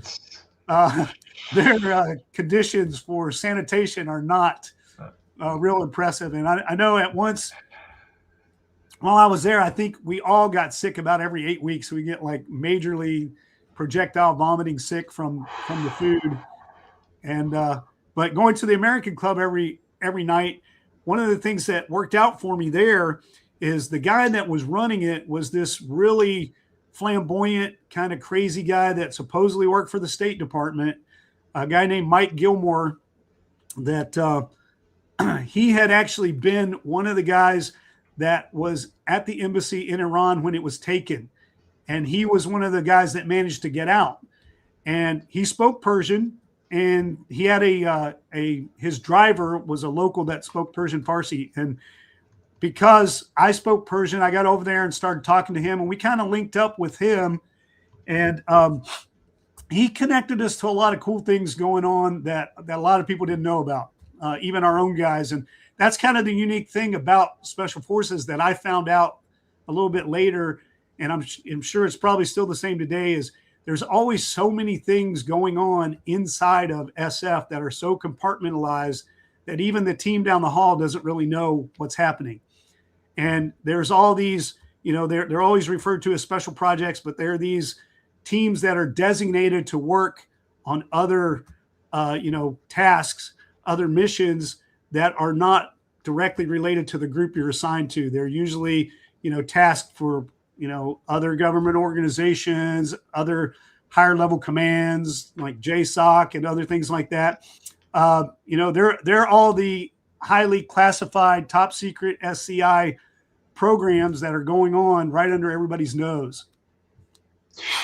Is this the Pakistan trip to where that famous photo we spoke about offline? Is that the trip that this was taken? No, that was actually another trip later. And the during this 6-month time, like I said, we had a lot go on. We had, like I was saying, I linked up with this guy, Mike Gilmore, me and a couple of the other guys that were constantly at the American Club. And we had a little game we used to play with him where we would go down while he was there and I would speak Persian to his driver and we would steal his driver to drive us home. And so we did that, one day early because we were going back. We just had lunch. And while we were headed down to like the main area of downtown in Peshawar, Pakistan, about a block ahead of us, there was a huge explosion, cratered the street and, blew up a couple cars. And this car bomb had gone off and just barely missed us. And, we weren't really accounted for. We said, hey, we're going to the American Club. But, we were on our own time. So we're kind of roaming freely. And, this happened, a lot of casualties. I think it was an assassination attempt that took out either some Pakistani officials, maybe a general, or one of the Mujahideen leaders in the area. I don't remember all the details of it. I know we saw it happen. We saw a few of the casualties. And then, the driver immediately kind of skirted us around and away from it because he knew, since he worked for the State Department, that we should not be involved in any of that. So he got us out of there, got us to the house. And, we didn't say anything about it for a while. And then it came up and we're like, oh, is it, is that what happened? And then we talked to Mike about it, and told him, hey, listen, we took your car. We were here. He knew. And he, like I said, he clued us into a lot of things. And also while we were there earlier on, we had an incident where, we took a bus every day to an area north called Rawalpindi, where we were running this training camp for the Afghan Mujahideen that we were teaching demining to. And we would go there every day, work basically 9 to 5, Monday through Thursday, because Friday was a holy day.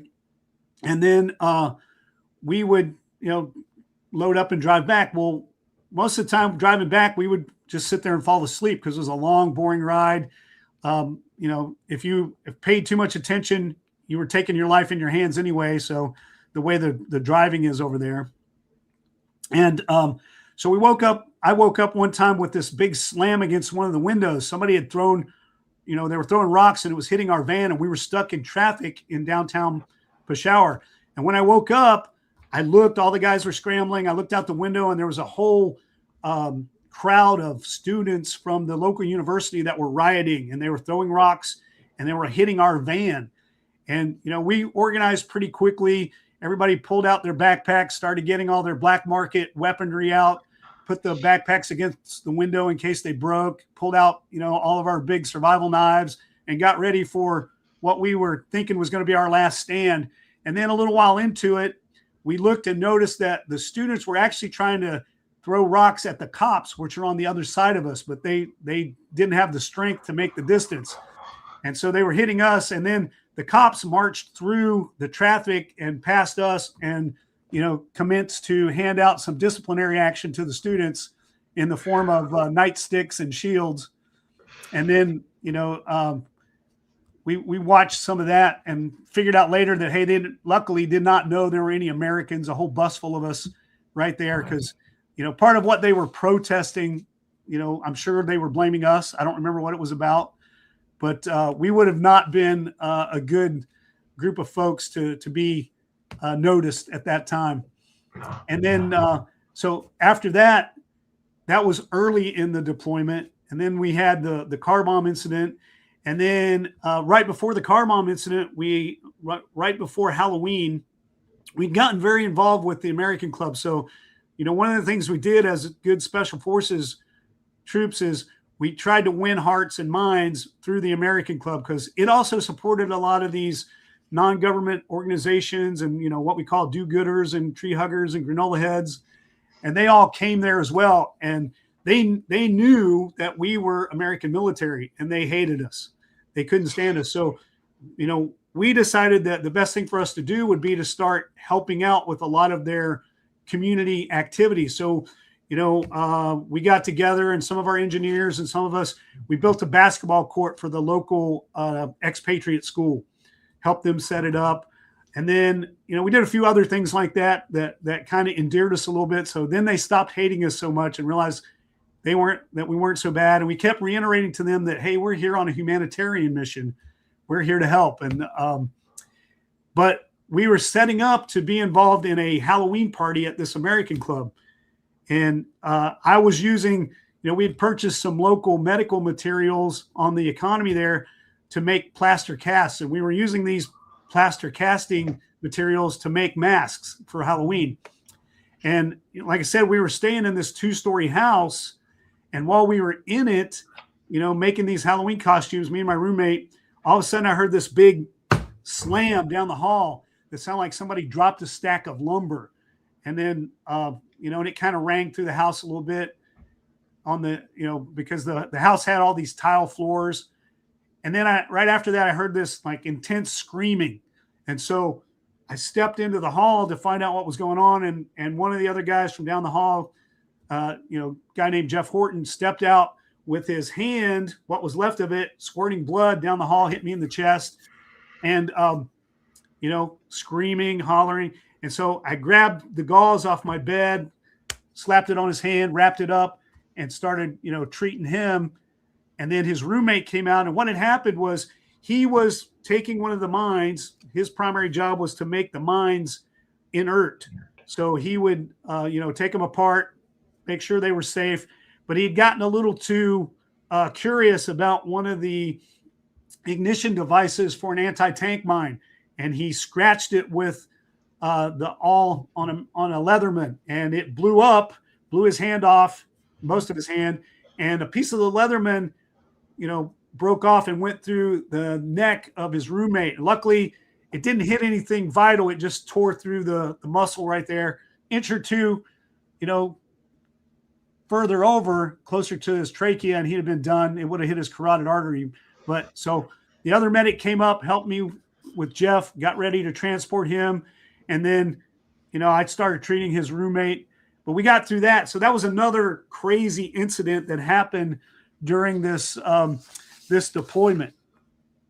And those were the things that kind of led, for me, like whenever I actually, got back from that trip, those were the things that had become my reputation within Fifth Group. I'd luckily gotten known as a Persian speaker. Only a few guys, only one company got to go on this trip. And I didn't realize it at the time, but it was a very prestigious thing because it was very SF. We were out there working with indigenous personnel, doing through this. We were making TDY money.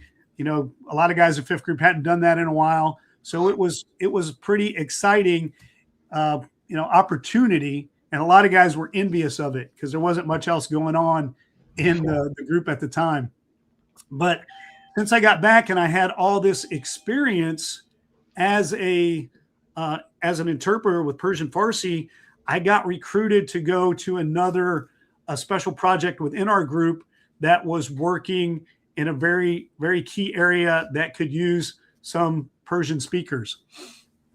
And at the time, their mission was developing new soft weapons and systems and tactics, but it actually turned out they were working with somebody else. And so it was a great opportunity for me to go onto that project and that team And unfortunately, because I had been to that trip in Peshawar, I had to wait 6 months before I could redeploy into the area to work with some people. But in that time, I was sent to Stinger Missile School.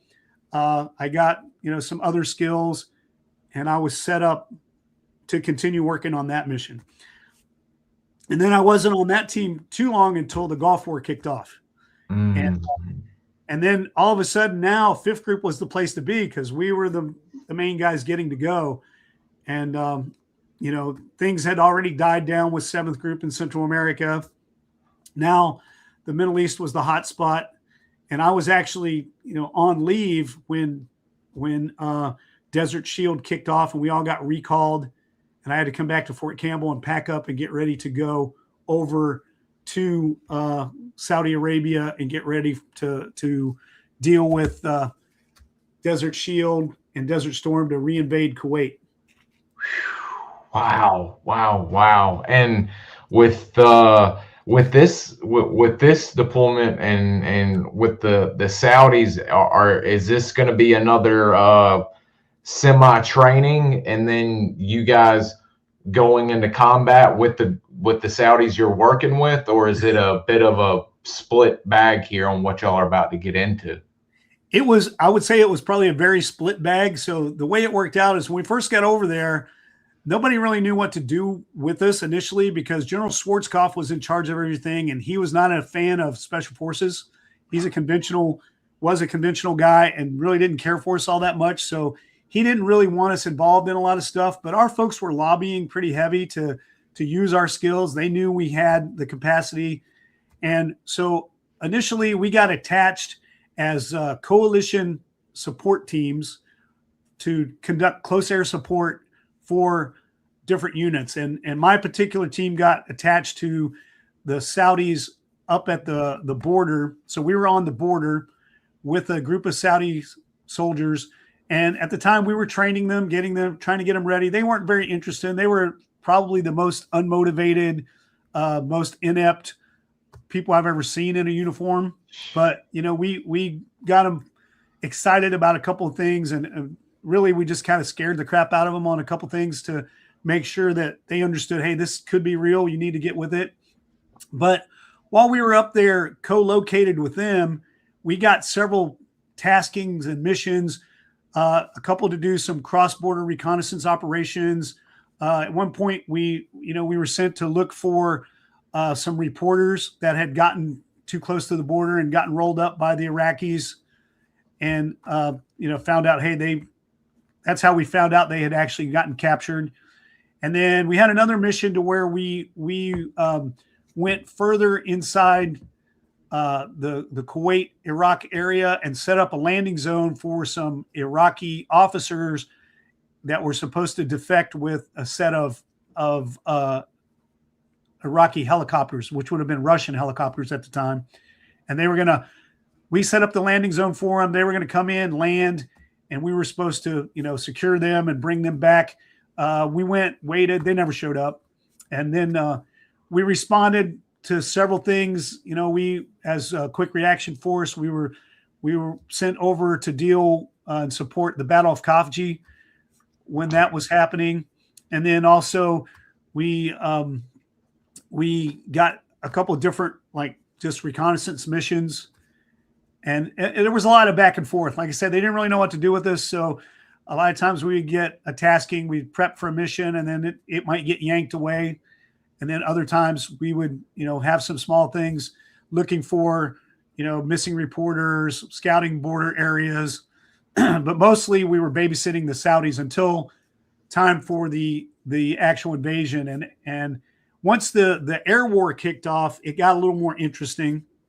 But didn't y'all have some unfortunate events with the Saudis not listening to absolute life-saving instructions on what not to do around A-10s? Yeah, absolutely. We had one incident with the Saudis we were connected to, and they had these Vulcan anti-aircraft, APCs, or armored personnel carriers.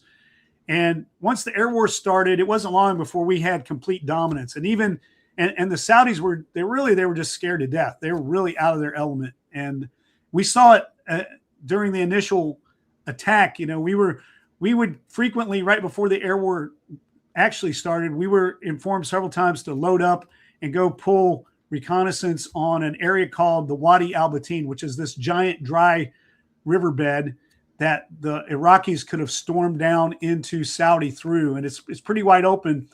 But so they would send our, nine-man element. We were in 3 cell teams of 3 people per cell in 3 vehicles. And we'd go up there and pull surveillance on it and be prepared to call close air support to stop, whatever horde of Iraqi tanks were going to come rolling down through there. Well, we were loading up to do that once again on the night that the air war kicked off. And as we were loading up, and we had already been, it was really late in the evening.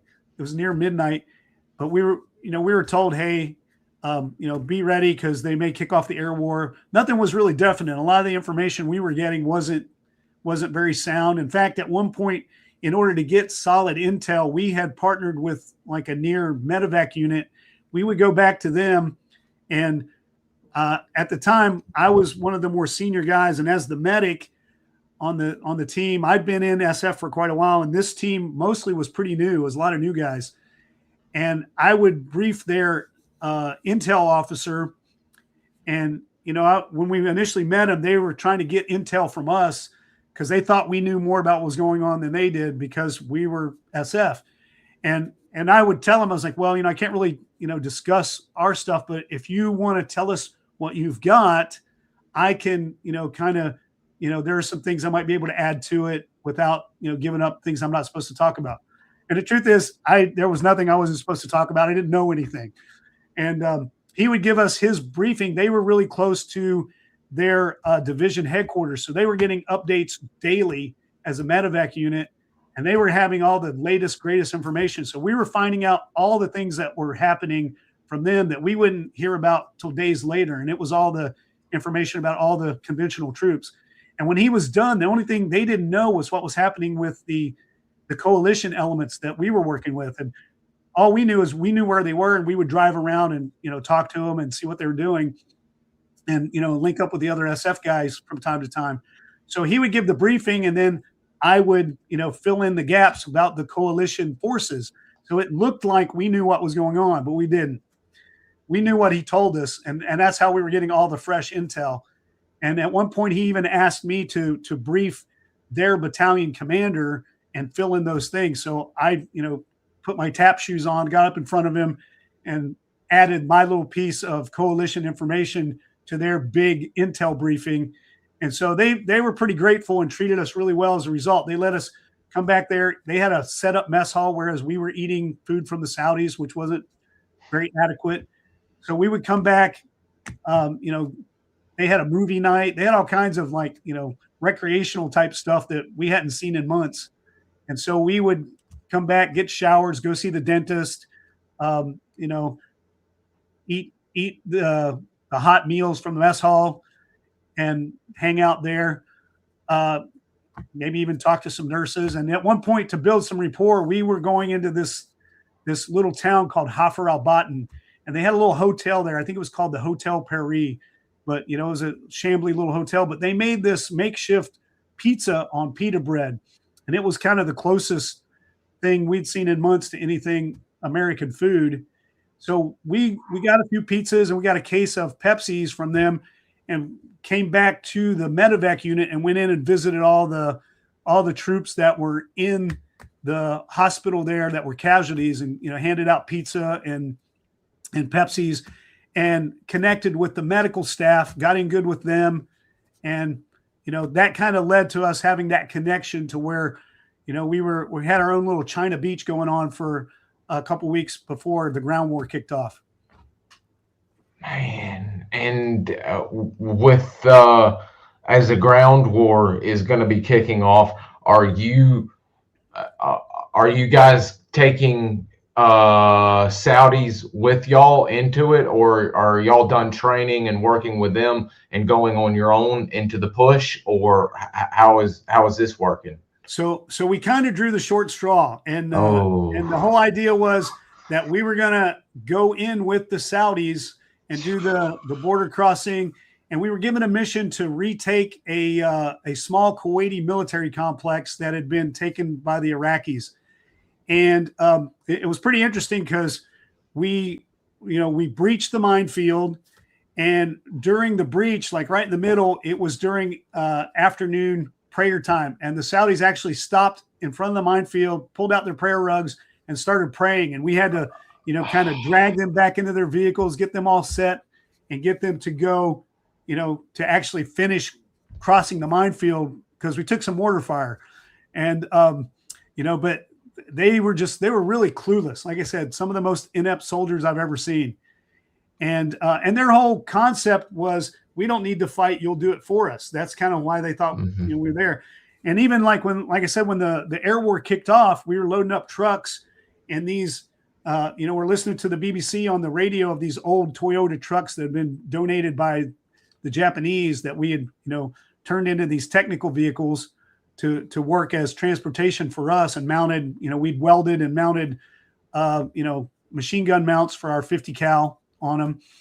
And as we were loading up these vehicles, we heard on the BBC, it was kind of iconic because the lady on the BBC said, "And the invasion of Kuwait has begun." And as soon as she said that, there were like, fast movers flying on the deck right over us, streaking in to bomb and kick off the air war, and lit up the whole sky. And we threw the rest of our stuff on there, jumped in the truck, and started heading up, to position. We weren't supposed to be there for like another hour. Yeah, we got the Humvee later, but at the time we had these old technical trucks. And so they, they were, they were racing in there, bombing all of Kuwait and Iraq across the horizon. And we were loaded up trying to get there. We weren't supposed to be in position for another hour or so. So we started racing up there as quickly as possible. And we couldn't get there because the entire highway was blocked, with all the Saudis that were up ahead of us had ditched all of their stuff in place, and they were fleeing back. They were retreating in hysteria back towards the military city in the center of Saudi. So we had to go off-road, go up around and get in position, and monitor for this follow-on attack that we thought may or may not have happened. And so, we spent like about a day and a half awake up there waiting. And then we finally got the call saying, "Hey, come back, refit." And before we came all the way back, we went over to the area where the Saudis were. These were our Saudis that were supposed to be ahead of us. And they had, dropped into their vehicles. A lot of them had these armored personnel carriers that had tents that would attach to them. Well, they just jumped in the vehicle and drove and drug the tents off the back and left all their equipment in place. So it was like a desert Kmart up there of equipment and everything else. So we were up there looting through it and picking it up, and finally ran into one of their lieutenants they sent back. And he was terrified that the war had started. But, we were all like, "No, this is good. It's going to be over soon. Now we can get serious about this. And we're sitting around the desert with you guys." And so they were just like horrified from the beginning that they were not ready for a war in any way. But when we did finally go across the border with them, we got through the minefield, and it was kind of an epic picture with, tanks and armored personnel vehicles. And by this time, the Saudis had given us, each of our three-man teams, a 113, an M113 armored personnel carrier for 3 guys. So each of our cells with 3 guys had this 113 completely loaded up. And on it, we had a guy driving it, a guy on the gun, and then a radio guy to call in air support. So in my vehicle, I was the 50 cal gunner, because since I'd had more time in SF, I was the only guy that really knew how to operate a 50 cal. I'd gotten some cross training on it, and I knew how to do it.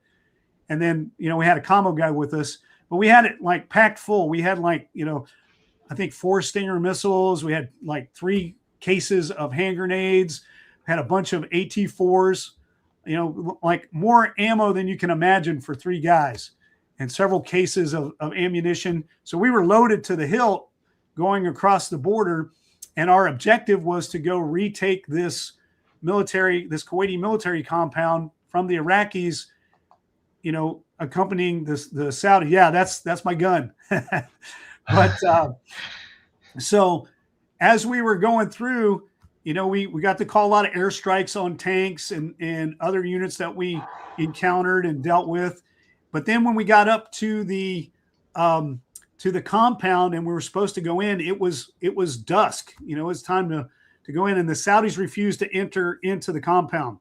They wouldn't go. They were scared. And one of our elements from our battalion headquarters that we were unaware of had linked up with their division commander and was going to inspire them and show them how it's done. And so they went on into the city, to the military complex, with a couple of Humvees. And these were the staff officers that did this. And they went in there trying to inspire the Saudis, and the Saudis didn't go. So they got in there and got pinned down and stuck. And we were called to go in and help them get out. So we went in, had a pretty nice firefight with some Iraqi soldiers in the complex so they could get out of there. And we never saw them. We only had radio contact that said they got out. But since we went in there and had this exchange with the Iraqis, after that, we had a huge number of them surrender to us, you know, like over 300 surrendering to 9 guys. And they came out in a line with a bed sheet on a pole. And, you know, we had no idea what are we going to do with all these people because, you know, there's so many of them. But they didn't really want to fight anyway. It didn't take much exchange between, you know, a couple of 50 cals and a Mark 19 showing them a little bit of an attitude adjustment. After that, they were done. But they came out in mass, and once they came out, then the Saudis actually came up, took charge of them, and you know, worked on evacuating them. We had to help secure some transportation to get them back to the soccer field where they were processing EPWs, you know, prisoners. But you know, we got through that, and then you know we got back to the States, and our command element that got themselves in there all got Bronze Stars for the action. So it was a classic military tale. Oh my gosh. And y'all actually, I think I remember you saying you actually got to see the B-52s at work quite heavily. Yeah, we used to watch them like, you know, once the Air War started, they would fly over at the same time every evening right at dusk. And you could see the trail of them going in, and you knew what was about to happen because you'd seen it several days in a row, and they would just carpet bomb the Iraqis into oblivion. And then they would also drop these bomblets with leaflets in it telling them to surrender. And so we were having several groups of them coming across and surrendering all the time after the Air War started, because they were, you know, they would chance it and run through the front lines, chance getting shot by their own soldiers in order to surrender because they didn't really want to be there. They didn't really believe in Saddam's cause. So they were willing to surrender, and they were actually treated quite nice by the Saudis when they surrendered, maybe a little too nice. Luckily for most of them, they were just surrendering. Most of them, they didn't have any suicide vests or anything like that. I know the Saudis were a little disappointed when we encountered some of them and we treated them as hostile until we searched them and separated them and everything. This is war. Yeah, they would act like they were at a family reunion when they would surrender to the Saudis. You know, they would hug each other, kiss each other. It was like old home week, but, you know, we didn't go for that. We were a little more serious about it. And, you know, so we made sure we followed procedure, covered them, tossed them to the ground, searched them, zip tied them up, and then turned them over to the Saudis, and then they could have their own hug fest on their own time. So. Man, oh my, I bet that was quite a sight and experience with all this going on and seeing it like this. I mean, wow. So how long were you guys doing this until I guess this deployment, or either y'all are called back and tasked for another operation, so to speak? So we were in country for 9 months in the area, And then the ground war didn't last too long. You know, the air war was only about a month. The ground war was only, I mean, a week maybe. But after we took that military complex, then we got retasked to go on into Kuwait City. We moved in there, hung out for a couple days, and then they started, detaching us from the Saudis because the Iraqis had surrendered and everything. And our company was tasked then to deal with any elements of guerrillas that were left in Kuwait City, because there was a large portion, and there had been a Kuwaiti resistance operating in Kuwait City. And so a lot of our teams got, retasked to assist and work with them and try to maybe tone them down a little bit to kind of stop potential war crimes, because they were definitely all about some retribution for what had happened. And they were taking it out on any captured Iraqis. But, for the most part, we were all retasked then, reconsolidated. And then some of the guys went home immediately. I volunteered to stay because they needed somebody to stay and help pack up with the equipment and stuff. And, at the time I was divorced, single guy. It was better for my financial situation to go ahead and stay over there. I wasn't spending any money.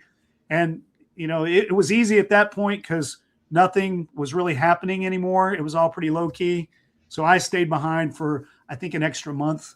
And then we all went back to, to Fort Campbell to get ready for the next showdown.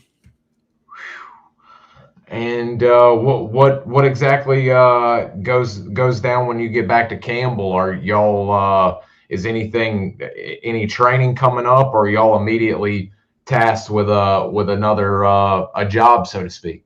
So I know when I first got back, they were really just kind of trying to sort everything back out, get things figured out, get back on, some type of training cycle, deployment cycle. And one of the things they were setting up was a 6-month rotation to Kuwait, which would be ongoing for years afterwards. I know when I first got back, because I came back late, everybody else was kind of tasked out, and I took 30 days leave. And so that was the next piece for me.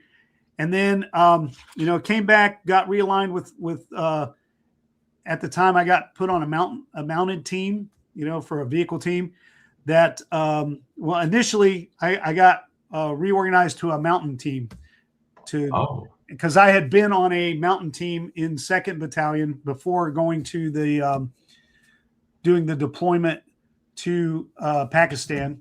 I'd gotten some mountain training, so I had some training there, but went to a mountain team very briefly, and then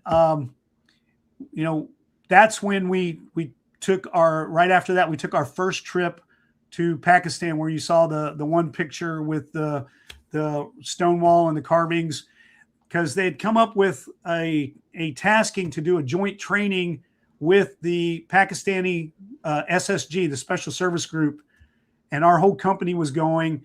I had been moved over to the mounted team, but because I had mountain training, and that's one of the things we're going to be doing with them was conducting mountain operations in Pakistan.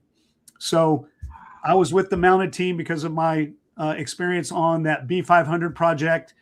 The team sergeant of the team at the time had been on the Pakistan mission with me in Peshawar, so he knew who I was. He knew what I had done, my reputation there, and hired me anyway. So, but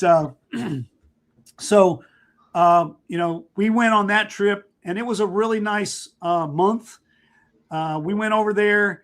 They are really respectful of special forces, because back in the 50s, they were founded and created by, I think, some guys from 10th Group.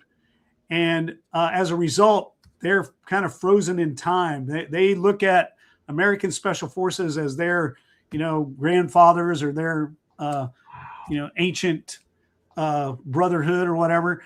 But everything they were doing was right out of the manual from the 1950s airborne training and everything. They're still running in boots and, doing the same set of exercises that are outlined in the manuals there. So it's kind of like a flashback in time. But the cool thing about it was we were really their honored guests. And so, because I'd spent a lot of time in Pakistan, I understood the culture pretty well, understood the people. So I had pretty good interaction with most of their soldiers, and I knew the country. One of the cool things about it is because of that connection with the guy from the State Department in Peshawar, we had got to take a in-country vacation during that 6-month trip in Peshawar, and myself and one other SF guy, through some arrangements with the guy from State Department, made a trip to a northern area called Swat, which is like a big resort area in Pakistan up in the mountains. And there's an old like closed down ski resort up there that was fairly popular. But he also linked us up, and we did a couple of off books things and talked to some people for him, and brought back some information to him that we thought was no big deal. Even at one point, I got to meet a guy named Gulbuddin Hekmatyar, who was a pretty famous Mujahideen tribal leader at the time. He's a politician, drug trafficker now, I think, but, which he was then too. But he was infamous for being a Afghan leader that was working with the CIA. They were funneling a lot of money, to him to help the Mujahideen against the Soviets. And so we had some pretty interesting interactions, via this guy that we met from the State Department, and, got to do a couple meetings for him, with him, and just kind of, give him some information based on what we saw.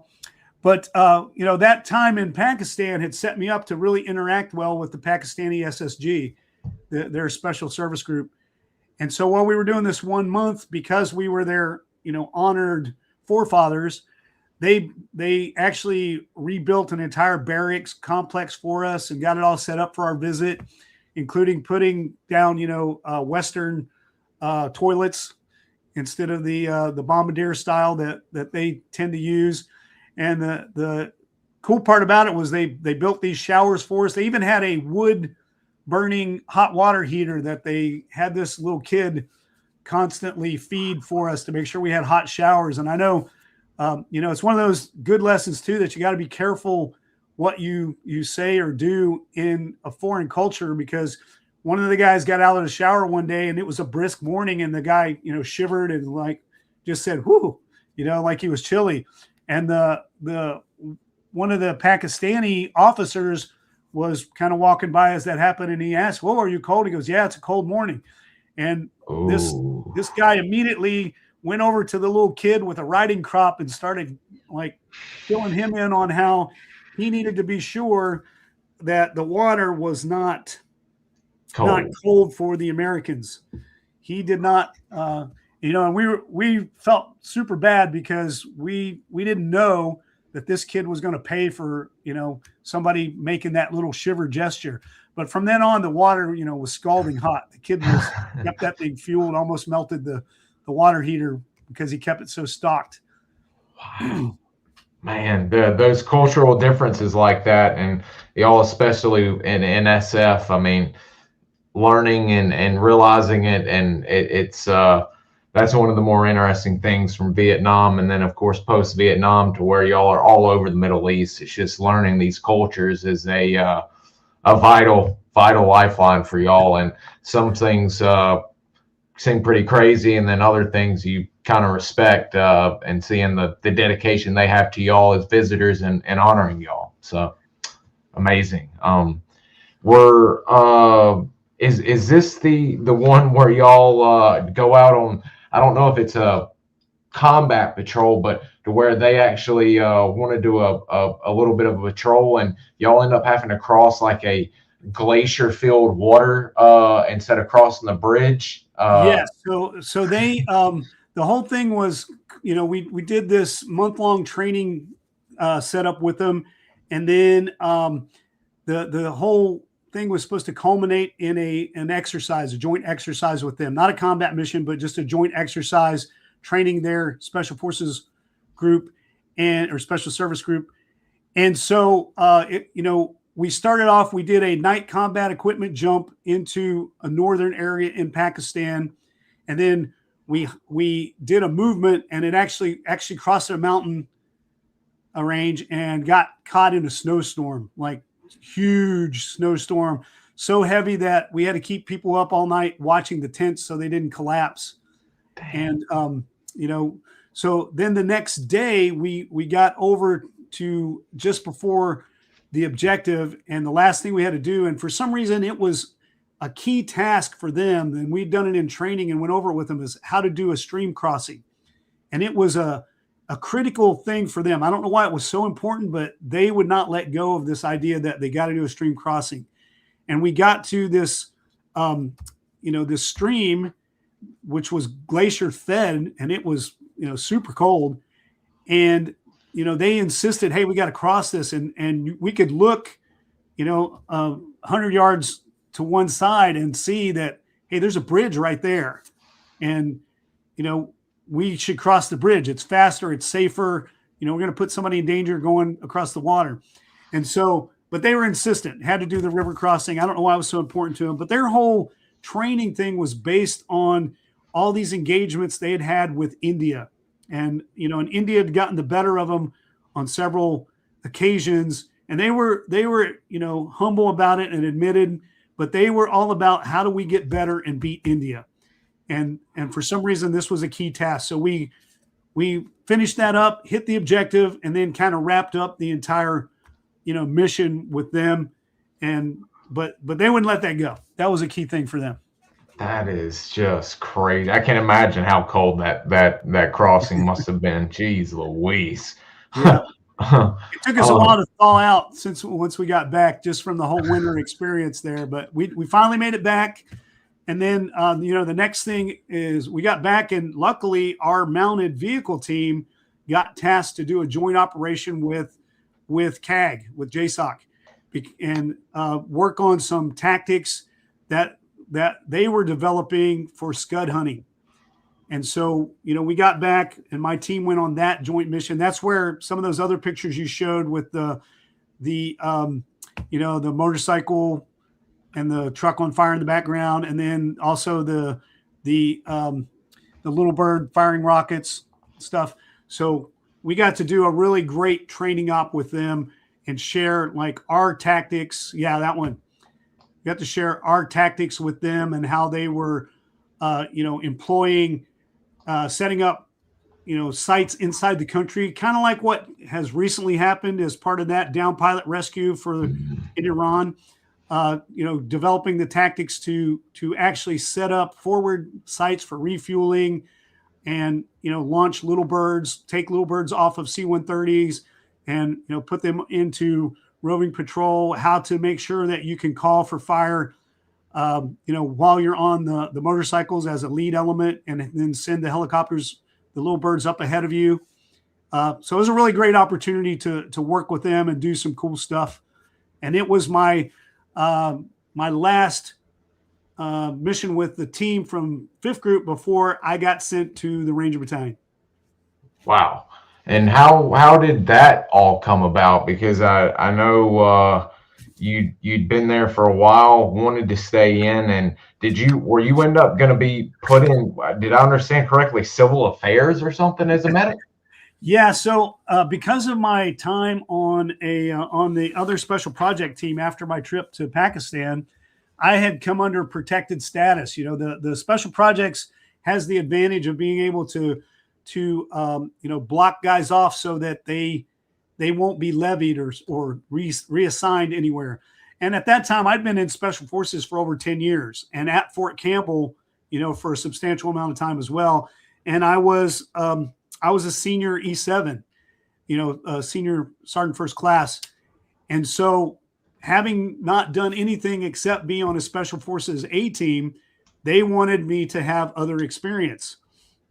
So it was kind of a punishment because I dodged them all that time. So they finally found me, and they were going to send me to civil affairs at Fort Bragg. Two of the things I absolutely wanted nothing to do with. And so I started calling around and trying to find out, well, hey, what else you got? And, the people at the branch assignments for Special Forces basically told me, there's no way you're getting out of this assignment. You're going to civil affairs. You need to just suck it up, Sergeant, and do what you're told. And, for any SF guy, that's like the perfect challenge. So I started checking around and seeing who I knew and what I could find out. And at first I talked to the guys at CAG at one point they had approached me to try to do their medical selection and go be a medic there. But at the time I wasn't interested because I was on the other special projects team. I was really enjoying my time at 5th Group. And even though that would have been the pinnacle, that would have been going back to Fort Bragg. And I'm not a fan of Fort Bragg. Never had a good time there. Don't want to go back. But, so I decided, hey, I'm going back to Fort Bragg anyway for civil affairs. Probably the only guys that could get me out of this are somebody at the JSOC level. Let me talk to them. So I did talk to them. And basically, they told me, hey, we don't want you. You missed your chance. You're too old. You're too senior. And I don't know if that was really the case, because if they want you, they'll get you. But I think more than anything, I had told them no. And right. So, I missed my chance, and it was on me, and I respect that. So they weren't interested in me. I had no option with them. So I started asking around, and I found out about this assignment at Ranger Battalion. They were doing this special thing after the Gothic Serpent or Black Hawk Down incident, to where they were realigning the Special Forces medical course to front load all the trauma medical training and include all the other Special Operations Forces medical personnel. So, the SEAL Corpsmen, the Ranger medics, the Air Force PJs, I think at one point were going to be involved in it. And so in response to that, General Downing was the commander at the time. And so the SOCOM commander. And so he directed that he would have 4 18 Delta Special Forces medics at each Ranger battalion to conduct interim training to help prepare the Ranger medics for this new pipeline that was going to be part of their training through the first part of the SF medic course. And so I found out about this position. And, when I found out about it, I was like, okay, sounds like a great, it's something different. It would be at Fort Benning. So I was like, okay, I had, jump school wasn't bad. Nothing terrible happened there. I didn't hate Columbus because I'd never really seen it when I was there. So I didn't know anything. I was like, that's my best shot. Let me see. I talked to the guy about it, and, he basically asked me, how physical are you? Can you do some pull-ups? And I was like, well, how many pull-ups? And he's like, well, 6. And I was like, well, hell, I could do 10. And then, he's like, well, what about running? Can you run? I'm like, well, I'm not a great runner, and running is relative. Being a good runner is relative in Special Forces. You got these guys that are running sub 6-minute miles all the time and stuff. And he's like, well, can you do 5 miles in 40 minutes? And I was like, oh yeah, I can do that. That's not a big deal. And he said, well, what about rucking? And I was like, that I can do. So what are we talking? And he's like, 12 miles in 3 hours. I'm like, yeah, absolutely. I can do 20 miles. It's an annual certification requirement in groups. So no challenge there. And so he said, okay, he cut me orders, and I had to go down to Fort Benning TDY for Ranger selection because you had to pass the selection to go to the regiment. And they had it broken down into 2 groups. I don't know if they still do it this way. They had one group for, NCOs or E5s and above, Rangers, NCOs and officers. And then they had the RASP, Ranger Assessment Selection Program, for the privates. And so they don't yell at you in rope, but, it's the same abuse. That's the only difference, because they're pretty hard on the kids in RASP. But so I went to rope, passed it, and then was all set to take the assignment and go to 3rd Ranger Battalion. And so I did that, and I transferred down and spent my couple years at the Ranger Battalion, paid my debt to society. Then I could go back to 5th Group. Wow. And when before you got back into 5th Group, what did you do a special project while you were there? The down pilot trauma rotations group, or did you set up anything? I thought I remember on your talking to Jack that you were doing something after Gothic Serpent had occurred, that y'all were implementing something to work with air crews and such. So while I was there, I was the senior Special Forces medic there because, like I said, I was a senior sergeant first class at the time. And when I got there, I was taking over for this guy that had been there before, that had worked across the base from the School of Americas. And evidently he was not a sterling performer. And as you know, if you ever hear any SF guys talk about it, anytime SF has to give up people initially, they're not going to give their best people. And so the first couple guys they sent to these assignments were not sterling Special Forces medics. The first guy they sent was a guy that had come from 3rd Group. He got there, and then he got arrested and got in trouble for stealing explosives and ammunition and storing it in his shed at the house. Not great publicity. So this other guy that was a 7th Group guy that was across the post working at School of Americas, found out about the position and had the insight. And I hadn't, this hadn't occurred to me, but, I found out later he was right on this. Probably the smartest thing he ever did. But he took the position because he knew it would get him promoted to E8. And because it was a unique position, because it was, directed by General Downing. I didn't realize that. I was just, just like the ASVAB, just trying to get out of something, trying to get out of civil affairs, and didn't know that it was such a big deal. But so the guy that came over from the School of Americas, they just took him. They didn't initially, I guess, send him through rope or whatever. I don't know what happened. But anyway, somewhere in the process, he was supposed to go to Ranger School and he failed the pull-ups, which is why I found out later why the pull-up question was so important. He couldn't pass the pull-ups or the run. So they wound up kicking him out. And so I was his replacement. And I didn't know any of this when I showed up. Nobody had filled me in on all the, personal politics that I was coming into. I just thought it was a regular thing. And, it was a new assignment. And I didn't even know there'd been any SF guys there before. So when I showed up, and there was only the one SF guy there. And, the guy that had made such a great impression on the whole battalion. And so when I showed up, I replaced this guy, and he handed me the only thing he left me was a so-called continuity book that looked like this, a piece of lined paper that he had put in a typewriter and like typed out all the meeting times and meetings I was supposed to attend. I didn't know any of this. So I got there and started going to these meetings to find out, well, what am I supposed to do? I don't know what this job is. Nobody else seemed to know because it was new. And so I started going to the meetings, and I kept going to this battalion training meeting for about 3 weeks. And they were always talking about this thing they called a MEDEX, a medical exercise. And I was like, man, that sounds really cool. I'm excited to be part of it, Well, what I didn't know was I wasn't going to be part of it. I was supposed to make it happen. And I found out through the process of these briefings that it was my responsibility, and nobody had told me anything about it, before. And this thing was coming up pretty quick. And so I started asking questions.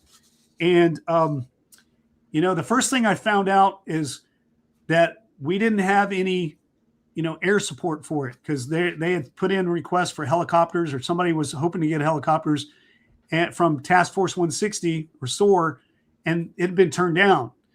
And I went to see the battalion S3 Air, who was actually Matt Eversman from the Black Hawk Down incident.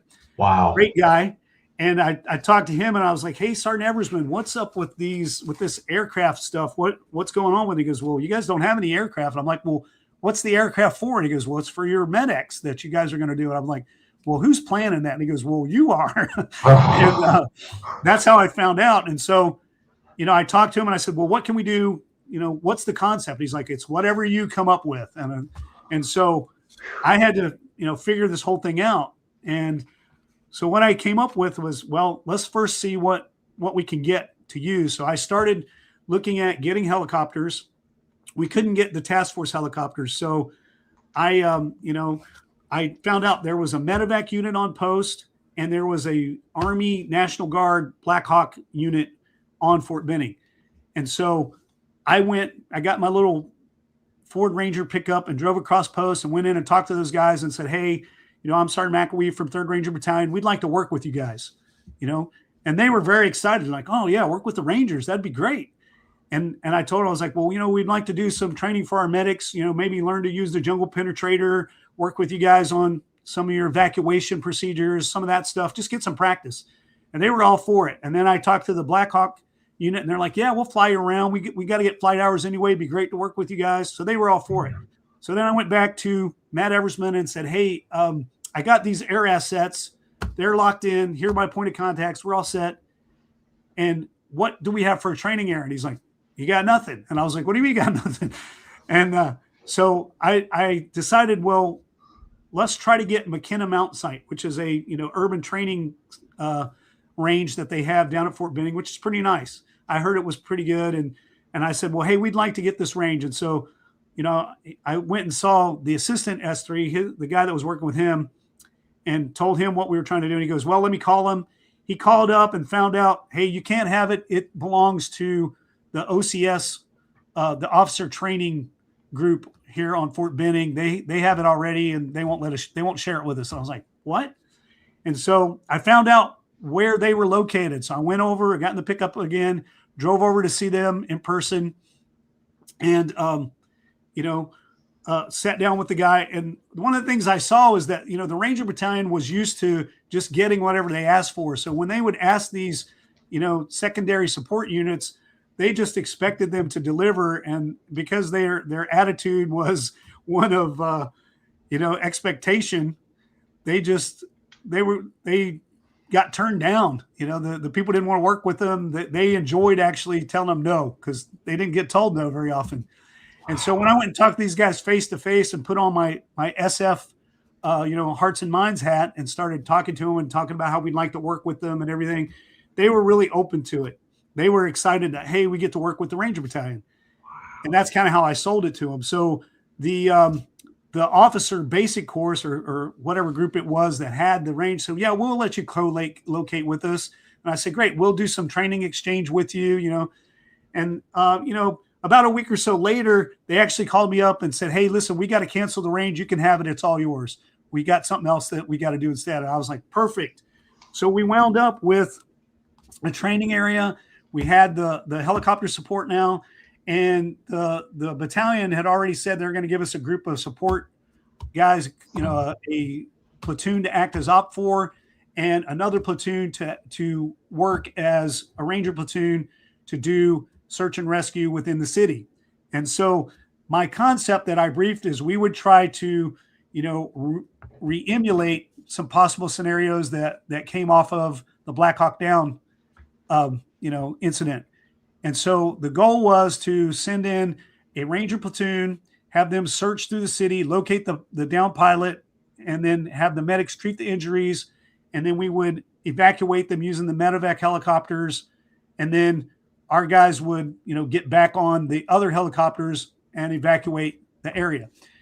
So I also found out one of the guys I'd gone to Jumpmaster School, his Special Forces team, Halo team from 7th Group was going to be training at Fort Benning during that time. So I set it up with them to come work with us and do the mission as well. And so what I initially came up with was we would have a Ranger platoon with attached Ranger medics infiltrate by helicopter and then search McKenna Mountain Site till they found a down pilot. And then the medics would treat the moulaged, the made up patients under the graded supervision of our other SF medics who would evaluate their process that they'd been trained on by us. And then they would evacuate them with the medical helicopters. Then they would exfil with the Ranger platoon. And we would alternate that with a Special Forces ODA, the Halo team, and our Ranger medics attached to it that would do the same thing. So we would just, keep alternating the infill, search teams like that. And what worked out was, like I said, initially when I got there, nobody had any respect for me. They They didn't like me because I was an SF guy. They didn't like SF guys at all because the other guys had really, done an unprofessional job of representing special forces. And they already didn't like special forces because a lot of their, good NCOs at one point or another, they've only got a couple places to go to move up. They've either got to go back to the regular Army, as a Ranger, platoon sergeant or leader, or they go try out for Delta selection, or worst case scenario, they go to special forces. And so the senior NCOs and a lot of the officers did not like special forces because we took some of their best guys. And, that was working against me. And luckily, the commander, the battalion commander at the time, a guy named Colonel Kearney, who was probably one of the best officers that I met during my time in the military, very professional, very squared away. He, watched, he saw what I briefed, and then he watched the actual execution of the training and was really happy with it. And then he ordered all the other Ranger officers to come watch it and get briefed by me on the exercise. And, it's interesting because a couple of the guys that are now general officers in the military were, company commanders or platoon leaders back then. So I recognize the names of some pretty popular generals because I worked with them at that level. But they were all ordered by Colonel Kearney to go watch my exercise. And so after that, I got an inkling of respect. But the big thing that was a detractor was I was an SF guy without a Ranger tab. And so, that's blasphemy in the regiment to be one of those. Gosh, the Ranger Battalion, the from talking to post-Vietnam guys, it sounds like it's a crazy world unto its own. Guys in the regiment who aren't tabbed, or guys who were tabbed that were never in the regiment or the battalion. It's a very weird world, shall we say? And it's an interesting niche. Yeah, absolutely. But I mean, there you are, as you just said, and I hate hearing that because that gives you all a bad name. But the last two guys that come in there are total, turd burglars, and they think SF, already hating or not liking SF to an extent. They have guys come in, they're supposed to be cream of the crop, and they're like, these dudes don't know anything. They're terrible. And then they've got to have another guy come in and thinking, oh, what do we got here? And thank God, third time's the charm, and they've actually got an SF man who has his head on his shoulders. So I can only imagine the stuff you were dealing through, not only the work side, but having to get in touch with these younger Rangers and let them know I'm legit and I'm taking this stuff seriously. So the young guys were easy because that they knew, hey, you were special forces, you had a special forces tab, and I had a combat patch, combat medical badge. They gave you the respect because they also knew that you could physically smoke them, and so they gave you that right away. It was the other like NCOs, 30-ish, and definitely the Ranger officers. They did not hold a lot of high regard for SF guys, so we definitely had to prove ourselves when we were there. So myself and three other SF guys that were there had a little bit of our work cut out for us, but I was the only one without a Ranger tab. So, and I was the senior guy. So there was a lot of resentment there. Did you, with not having the tab, did you end up, is that because you were, now I think I remember you going to a school, ANOC, SFANOC or something. Is that why you didn't end up staying and getting a tab or going to Ranger school, is because you transitioned back into I believe, leading an ODA now? Yeah. So part of the deal for me going there was supposed to be for me to go to Ranger school, and I, that was my plan when I got there. I was like, hey, it's a bonus. I'll get to go to Ranger school. I'll get this assignment. I don't have to go to Fort Bragg. I don't have to go to civil affairs. It's a win-win-win. But, I got there and, when I first showed up there, the battalion surgeon that I worked for had not been to Ranger school, and they wanted him to go. And he'd been there much longer than I had. So they said, hey, he gets the next slot to go to school. And I was like, well, that's fair. I understand that. No problem. And so he went. And then, next up after that, I was set to go.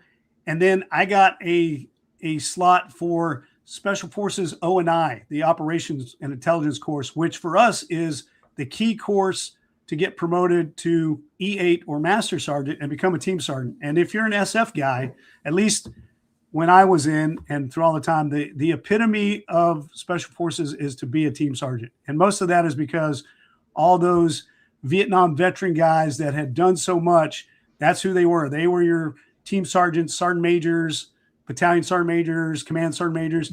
They were the guys you looked up to and you wanted to emulate. And so my entire focus was to someday be a team sergeant. And, as a medic, there's only two routes. The guys will go in, they love the medicine so much, they usually go on to become physician assistants, or they go the route and become actual doctors. A lot of my friends that I went through school with were doctors. Like I said, I never felt I was that academically inclined or all that smart. So I didn't feel like that was the path for me, but I love the tactics and I like the operations. And so that really appealed to me to run a team. And I'd had some great team sergeants as mentors. And that really impressed upon me that that's what I wanted to aspire to become. And so when this school came up, I had the choice. I could go to Ranger School or I could go to the O&I course, which was my promotion. And I had to have that one. So it was an easy call for me. I had to have the O&I. And there was still discussion, that when I got back, I could go to Ranger School. But, that wasn't the priority for me. It was the promotion. So I took that. It turned out to be a good call. I was actually going through some injury challenges at the time because I had, during a night combat equipment jump, on a runway seizure at the Ranger Battalion, I had landed on a runway marker. Like I hit the runway marker and injured my foot. So I had this like reoccurring case of plantar fasciitis that I would get it almost healed up. And then we would have to do another, 20-mile ruck march or whatever, because there was a lot of that going on in the Ranger Battalion. And then it would, be damaged again. And so it wasn't getting a good chance to heal. So the O&I worked out really well for me. I don't know how I would have done in Ranger School trying to nurse through that with an injury. It's challenging enough, and a lot of guys don't make it because of medical issues. But in O&I was able to manage it, take care of it, and recoup it to where I was fully recovered by the time I got back. Wow. Yeah, I've spoken to numerous of my SOG guys that were that went to Fort Huachuca to O&I, and sounds like it's a pretty interesting school, and from what all I've heard. But that's I can't imagine trying to go through a Ranger school with planners. That would have been impossible. I mean, you're a tough man, but that would have been tough. Whew. So when you get back to, or should I say, you pass O&I, you're back from Fort Huachuca. So O&I at that time, and has been for years now, is at Fort Bragg. Oh, it's at Bragg. Okay. Yeah, it hasn't been at Fort Huachuca for like many, many years. Okay. I'm behind the times then. Here we go. It's hard to keep up. They're always changing things. So when you get back, are you immediately back to 5th Group, or what's going on with when you get back? So I come back to the Ranger Battalion. I've got about 6 months left. And then once I get back, somebody along the way discovers that, because we're SF guys, we fall under some key SOCOM regulations. If you're language qualified, you have to be given so much language training, sustainment training to get, because at the time I was a 2+2+ in Persian Farsi, which is pretty good.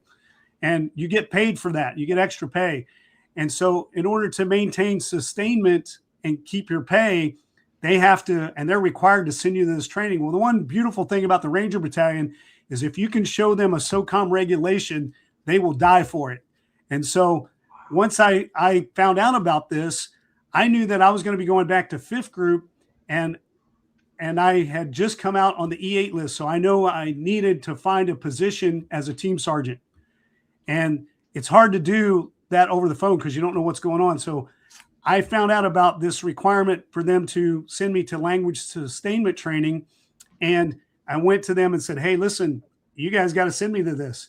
And they're like, well, where at? They didn't even know what Persian Farsi was and where to do it. And, the only thing they had on Fort Benning, I think, was School of Americas. They had Spanish language training. I was like, that won't work for me. And they're like, well, where do we send you? And I said, and I was like, well, you could send me to DLI in California, but I don't know if they have like a short course that meets this requirement. I said, the only place I know of is Fort Campbell, Kentucky. And so I coordinated. They actually had me set it all up. I set it up to go to a language sustainment training at Fort Campbell. I was up there for a month and, staying in the hotel and back with all my 5th group guys, walking around networking and getting to link up with all the guys I knew and find myself a team sergeant job. Well, it just so happened that the gentleman who had been to Peshawar, Pakistan with me, a great guy named Dave Brace, and had been my team sergeant on the mounted vehicle team, was now a company sergeant major in Alpha Company of, Charlie Company of 2nd Battalion. And so, no, I'm sorry, Alpha Company. It's hard to keep it straight. I've been in so many of the different battalions, but he was the company sergeant major. So I went back and found that out and told him, hey, listen, I'm, and all the guys were making fun of me because, I had the Ranger haircut. I had to wear the black beret. I was all rangered out, and they hadn't seen anything like that from an SF guy. And especially since, before I'd been on the Special Projects long hair team, they thought it was especially funny. And, but talking to him, he had this, team position that was coming open because some guys had gotten into some serious trouble with that team. And it had some international incident and some real bad press. Yeah.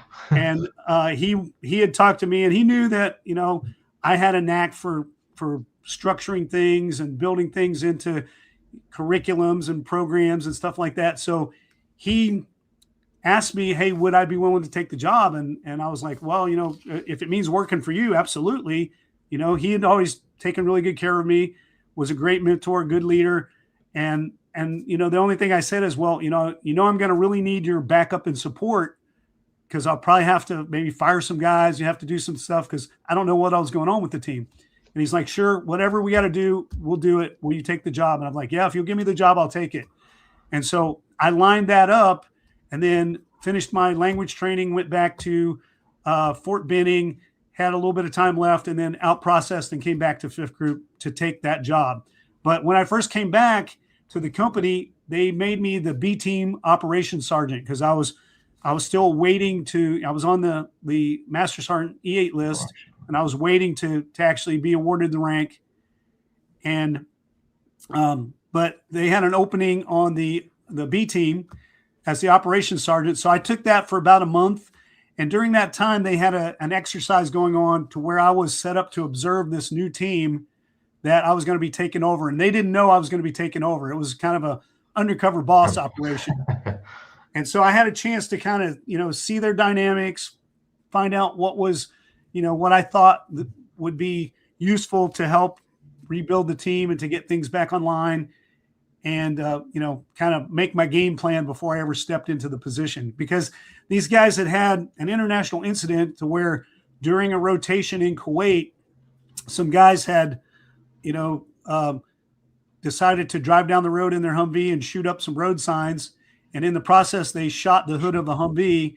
And then they went back to the main military base. And while they're going through the gate, the gate inspectors saw it and asked him, hey, what happened? And one of the guys stupidly said they had taken fire on the border, which, sent up a flare all the way up to the White House that, hey, we've got, hostilities taking off here.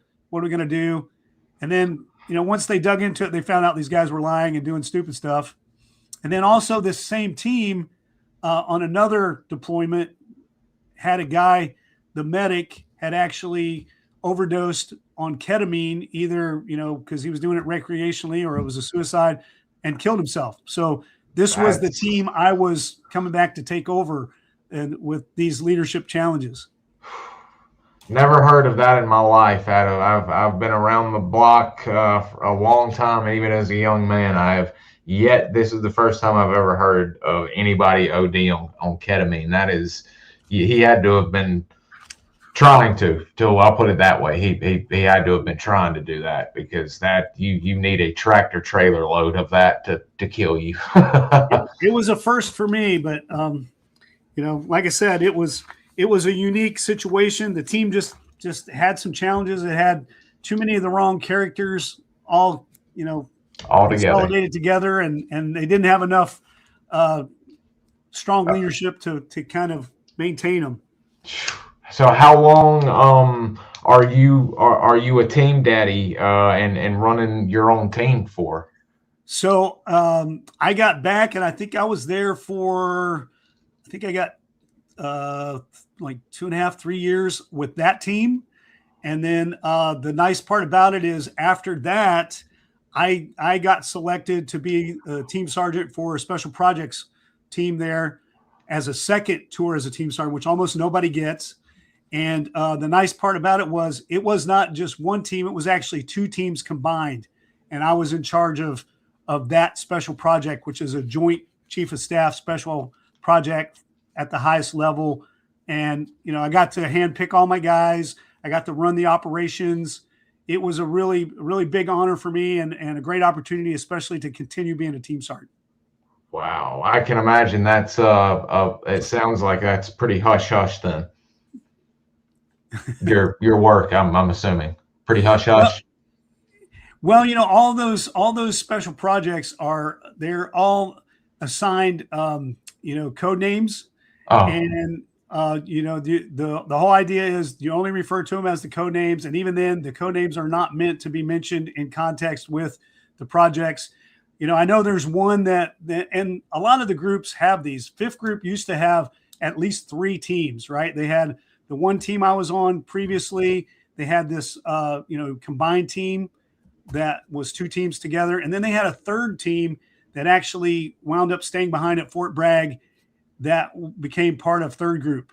And I know I've seen it in the clear. It was called Grizzly Hitch, and we won't discuss what their tasking was or what they're supposed to do, but these projects pop up throughout special forces all the time to work with different organizations, to have different high-level missions, and they're an ongoing thing and a great opportunity for you to see the different side of special forces. And those things go way back to, the MACV-SOG and some of the other things that happened back then. And I think Fifth Group especially had a great opportunity based on its reputation from Vietnam and the things those guys had done. So we were constantly, riding on the coattails of those great accomplishments that those guys did for us. And as a result, we got handed a lot of great opportunities. And we owe it all to those guys. That's amazing to see not only the project still going on like this, which they're always going to be, but Fifth Group, especially, like you just perfectly said, their work from Vietnam and all of the projects, numerous projects, including SOG and all its numerous projects, and y'all continuing that progression and following in the footsteps of y'all's leaders like that. That's super, super cool. Geez Louise, this is a hell of a resume. With you starting to wind up on this super secret project here, is this your last duty assignment before you finally call it a career and hang the guns up? Or it turned out to be my last operational assignment. So during all this time, like right before I left to go to Ranger Battalion, I had taken on like a special personal project to work on military combatives and to build that into the training. And mainly I did it for myself because I wanted the training and I wasn't getting it. And so I started doing it, and I put together a program, and then, and would train different guys like in the group on my team, especially. And then I went to the Ranger Battalion. While I was there, one of the things I got to do was assist with a Combatives instructor training program while I was there. And that was also another thing that earned me a little bit of respect, is since I got to work with them on there.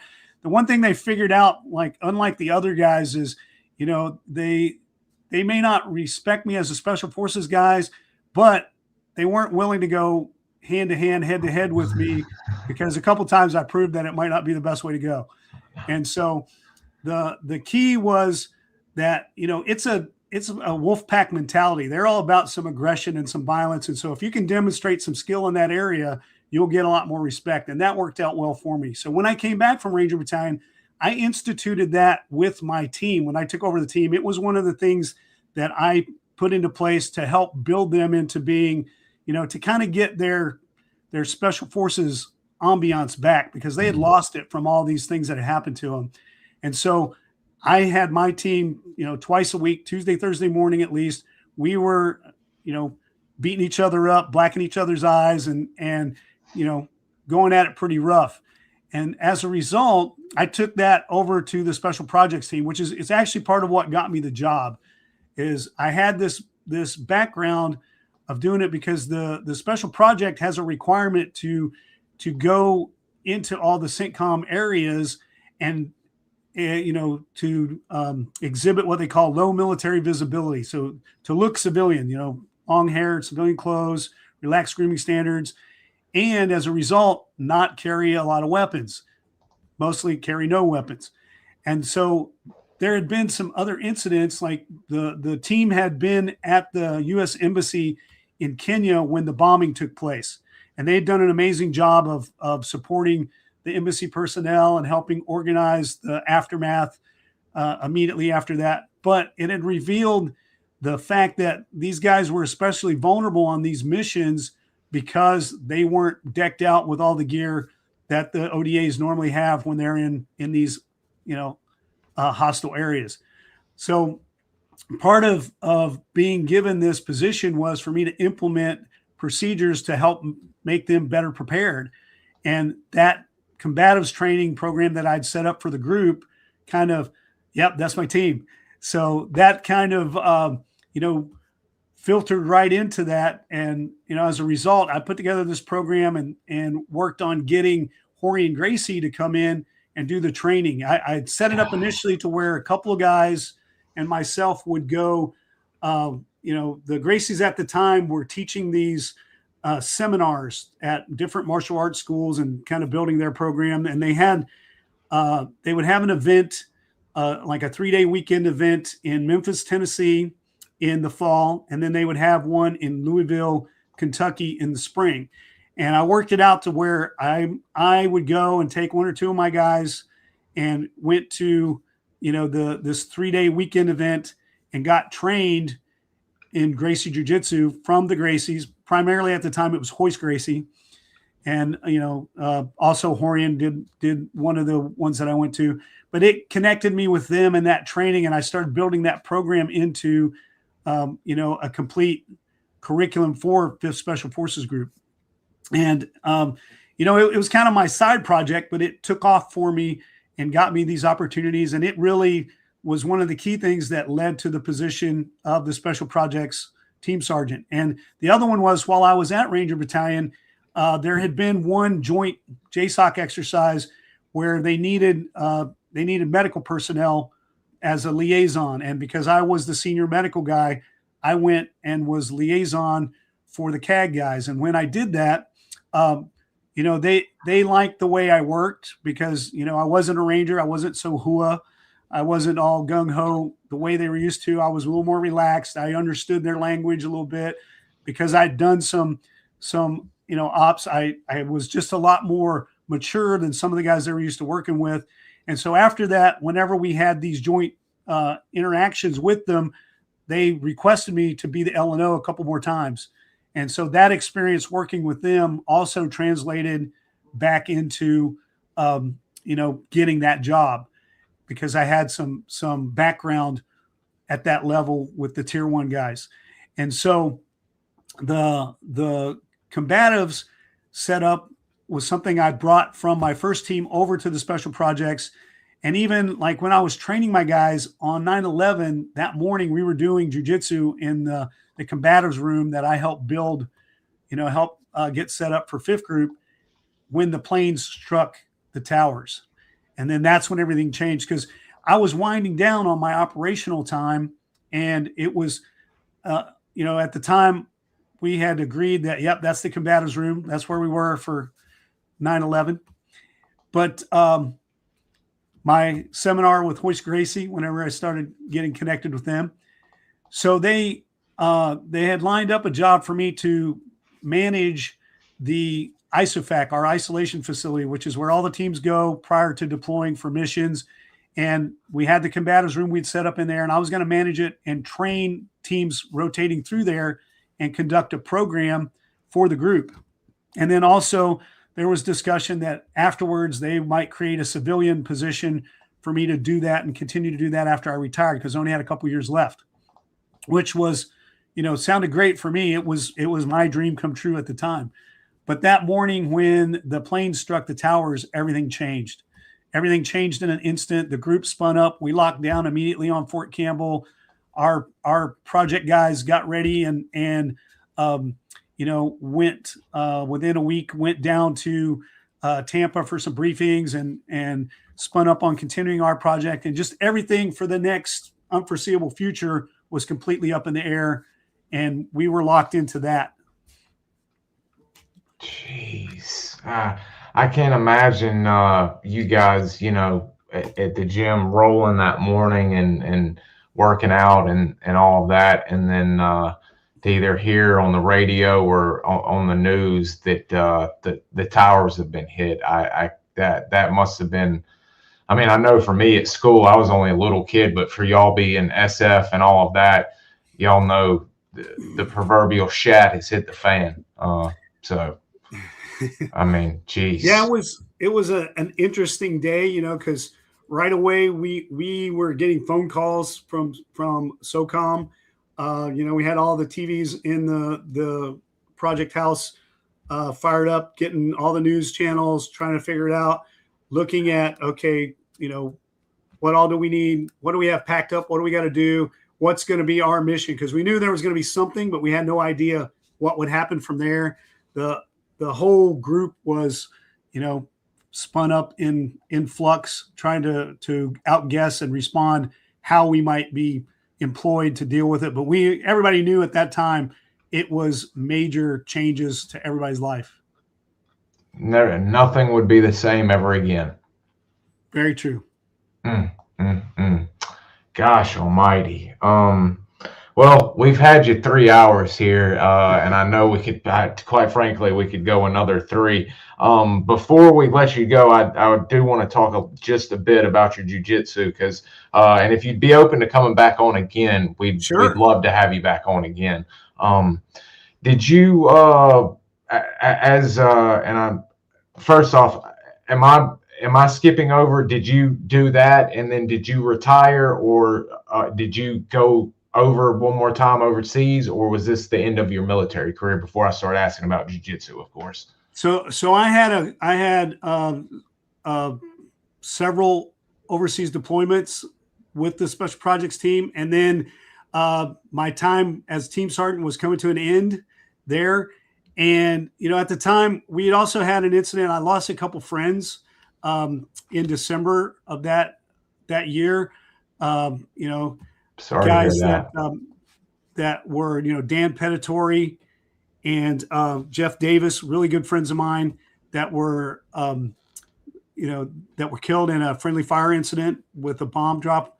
And there was some other issues. In fact, one of the same guys that we went into the Kuwaiti compound to rescue was involved in that. And it really left kind of a bad feeling. I wasn't real keen on what was going on in the group at the time, especially with officer leadership.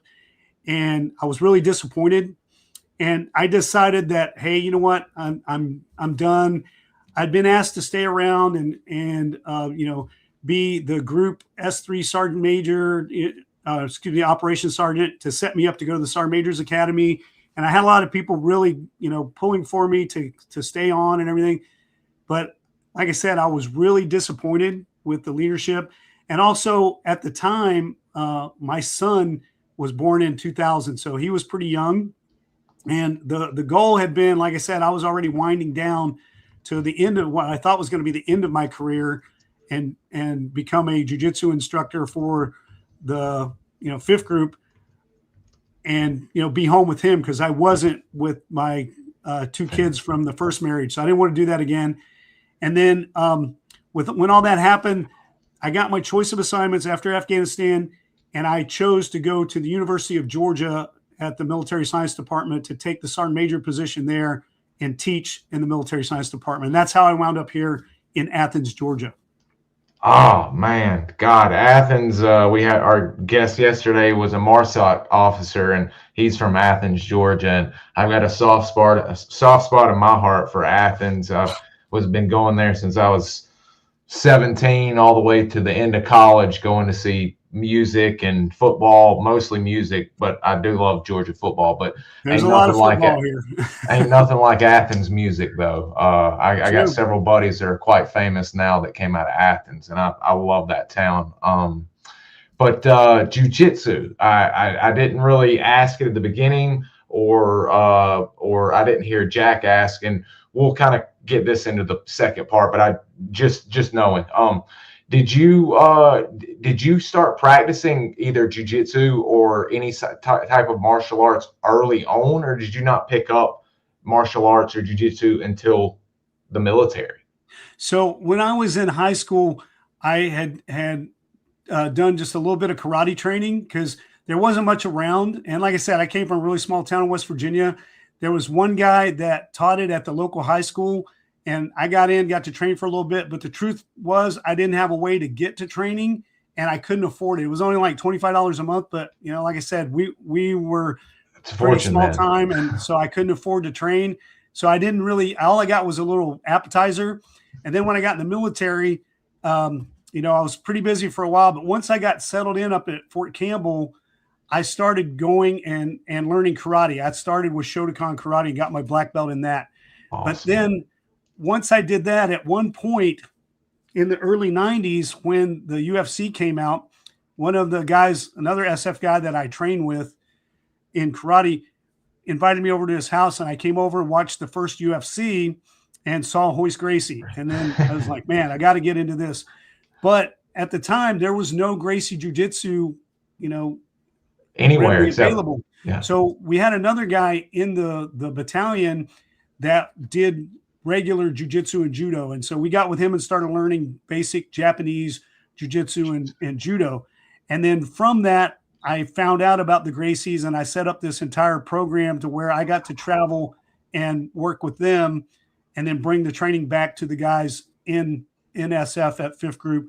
And then I put it all together into a manual, a 5th, you know, and I another time I could show you that, but I put it into a training program. And then that's how I sold it to the command that, hey, you know, you should pay for me to go train with these guys. And then eventually got them to pay to bring Jorge and Gracie in to do instructor training with the group and establish a program.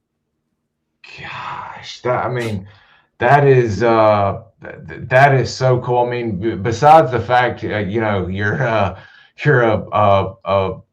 special forces veteran and doing all of this, and then learning combatives in the military as well. But for you to get hooked up with the Gracies and I'm assuming by now you're a black belt or maybe close to a coral belt or something. But I mean, I'm a long ways from a coral belt still. I'm a 2nd degree black belt in GRACIE Jiu Jitsu. I can't imagine the fun of discovering, because like I said, the hardest thing to do in jiu-jitsu is just showing up that first day. And it's changed my life. I've had car wrecks, and I really can't get as nasty as I want to, like stand up in judo and everything and takedowns, but I will work you over in guard as best I can and all of that. But I think not just for violence sake, but for protection's sake, mental health sake, and just common confidence.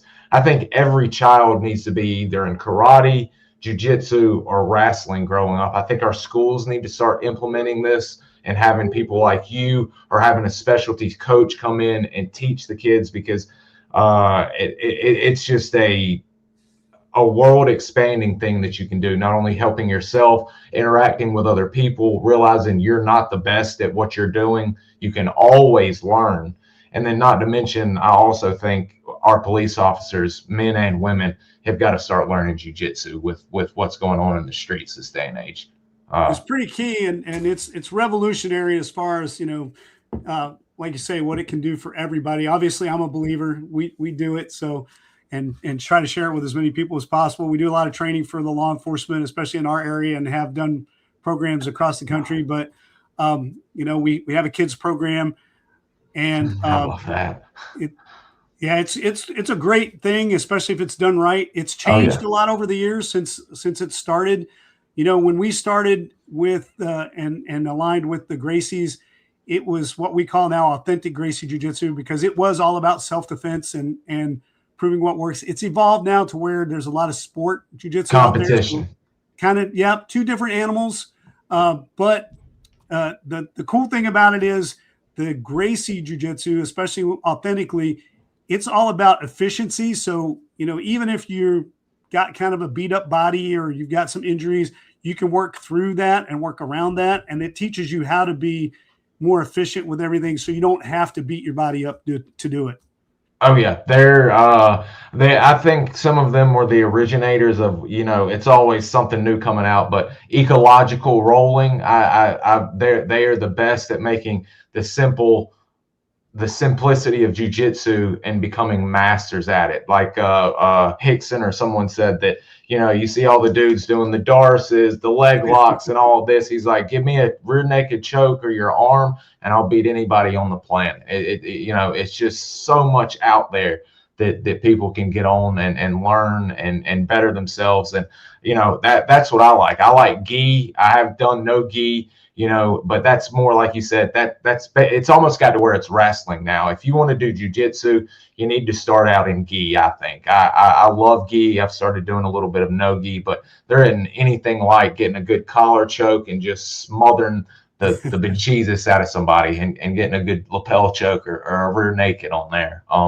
I love that. And I love hearing that you're training police officers as well. I wish more groups, more senseis and such would start doing that, because our law enforcement officers need all the help they can get with what's going on today. But we'd love to train more of them. They're a hard group to reach. There's a lot of ego involved. Oh yeah, probably the law enforcement and military guys are the toughest to convince they really need the training, because there's so much ego that you got to lay out there, and I don't care how tough you are. Usually when you start, you're going to get humility handed to you in a giant serving, and they're not usually too keen on accepting that. No. And and a part of it is their whole training process. The law enforcement guys, they have a kind of a deformed paramilitary training process, to where they actually take Marine Corps basic training for most of their academy programs, and they try to apply it, but it's missing some key components that they don't realize in the psychological piece. And part of it is, most of the time in their academies, the students go home every night, so they don't have a full, detachment. And then they use yelling and that artificial, stress to help prepare them for that. But what they do without realizing it is they teach them that authority figures are the ones that yell. So when they become authority figures in the community, they respond by yelling, using foul language, losing control, and they emulate this artificial stress that was placed on them. And because there's not a detached transition, and it's not properly implemented the way the Marine Corps and other military components, specifically do it, they wind up with a distorted process for training. And then the worst part is when they try to teach them defensive tactics or combatives, is they introduce it to them by telling them, hey, if you don't survive this, you're not going to make it home. And then they throw them in with absolutely no training and show them how terrible it can be. So what they create from the beginning is a form of PTSD on their training, and none of them ever want to train. Mm-hmm. And one of the things we've found and works better is, hey, let's build your confidence before we throw you in shark-infested waters. Let's actually teach you how to swim and give you some technique and build confidence up, so you know how to handle these situations, and you can maintain more calm and collective thought processes whenever you're trying to employ it, because your life is in danger, but it's going to be more in danger if you freak out. And that's what winds up happening. And then they're also indoctrinated with the idea that the path to deadly force or using their firearm is anytime you feel that your life is severely threatened. And so now they've tied this, severe threat of having to put hands on somebody with the concept of, hey, you're not going to make it home if you can't do this. And then the only option is to pull your weapon and engage somebody. And then that's why a lot of these, new officers or even some experienced officers who's never really had training in hands-on techniques are going to that, and it's resulting in, some bad results. Yeah, needless deaths. That was literally the first thing that happened to me. Wasn't a confidence breaker, but the coach was wanting to show this works if you pay attention, and it can work in any situation. And I rolled with a blue belt girl that I outweighed by, I think, 50 pounds or something, and she immediately, all 3 times within 3 minutes, arm barred me, rear naked choked me, and then ankle locked me each time it got going. So that's the one thing I love about jiu-jitsu. While it does get you down and you get down and out, but there is always room to improve. If you do, like you just mentioned, train right, you go in there wanting to learn and not be a savage and hurt people. It's just it opens up a world of new thinking, new possibilities, controlling yourself, exercise. I really think the U.S. right now would get a lot more out if a lot more people would get out and try martial arts and put that in their lives a little bit. But I'll get off my high chair. Well, like I said, I could talk to you for another 2 hours about this, but if you'd be open to it, we've already got a bunch of questions. People saying they're going to save them for if you'll come back. If you would be open when you get some free time this month, next month, or whenever, we'd love to have you back. Sure, absolutely, love to come back. I know you've had a couple guys like a friend of mine, Gary Harrington, you've had on a couple times. Oh yeah, I know Gary. He and I were at 5th Group together. He was actually in my medical course. He went through initially and was in the medical course, and then he was at 5th Group up at the headquarters element during my time there. That's and cool. So, we know each other, and if he recommends and is willing to be a repeat offender, I guess I could too. Awesome. We actually just had Mr. Gary on again 2 weeks ago, I think. So yeah, we love Mr. Gary coming on. He is a outstanding guy. Love him to death, man. And yeah, everybody is already flooding us with thank yous, and thank you for agreeing to a part 2. So this will be awesome. My pleasure. I can't thank you enough for spending 3 hours with us this morning talking. It was absolutely outstanding. And I'm going to put your information into the show notes, Athens Jiu-Jitsu into the show notes, so where if anybody in Georgia, Atlanta, Athens area wants to start, they can find you. Me is a 2-stripe white belt, but what I know, you got a good coach right here. And if you want to learn jiu-jitsu, you need to go see this man if you're in the Athens area. So, Mr. Rainey, is there anything you'd like to say before we shut down? Well, Bud, if you get a chance, pack up your gi, come up to Athens for some music, and come in and train with us. We'd love to have you. Appreciate you having me on. It was a lot to cover. I know we didn't get into quite everything, especially on the jiu-jitsu side, but we always are glad to have people come in and train with us. I've been doing this for 20 years now. We just celebrated like last week our 21-year anniversary of running the academy. Wow. My son actually runs it now, and I'm here and work with him. But the other thing I do is called Going Commando Success Coaching, and so what I do with that is I work with other businesses and help them apply military principles from what I've learned in special forces to help grow their business and make it function with, better team interoperability, better systems, and more key procedures that make it more effective. Fantastic.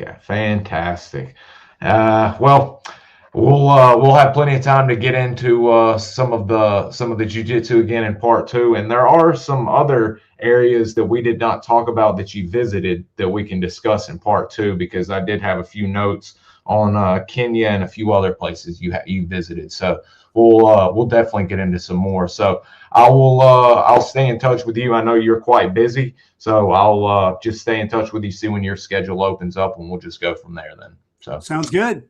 All righty, sir. We are going to shut her down for the day, and I hope you have a wonderful rest of your afternoon. All right, man. Thanks for having me. Yes, sir. God bless, and I'll stay.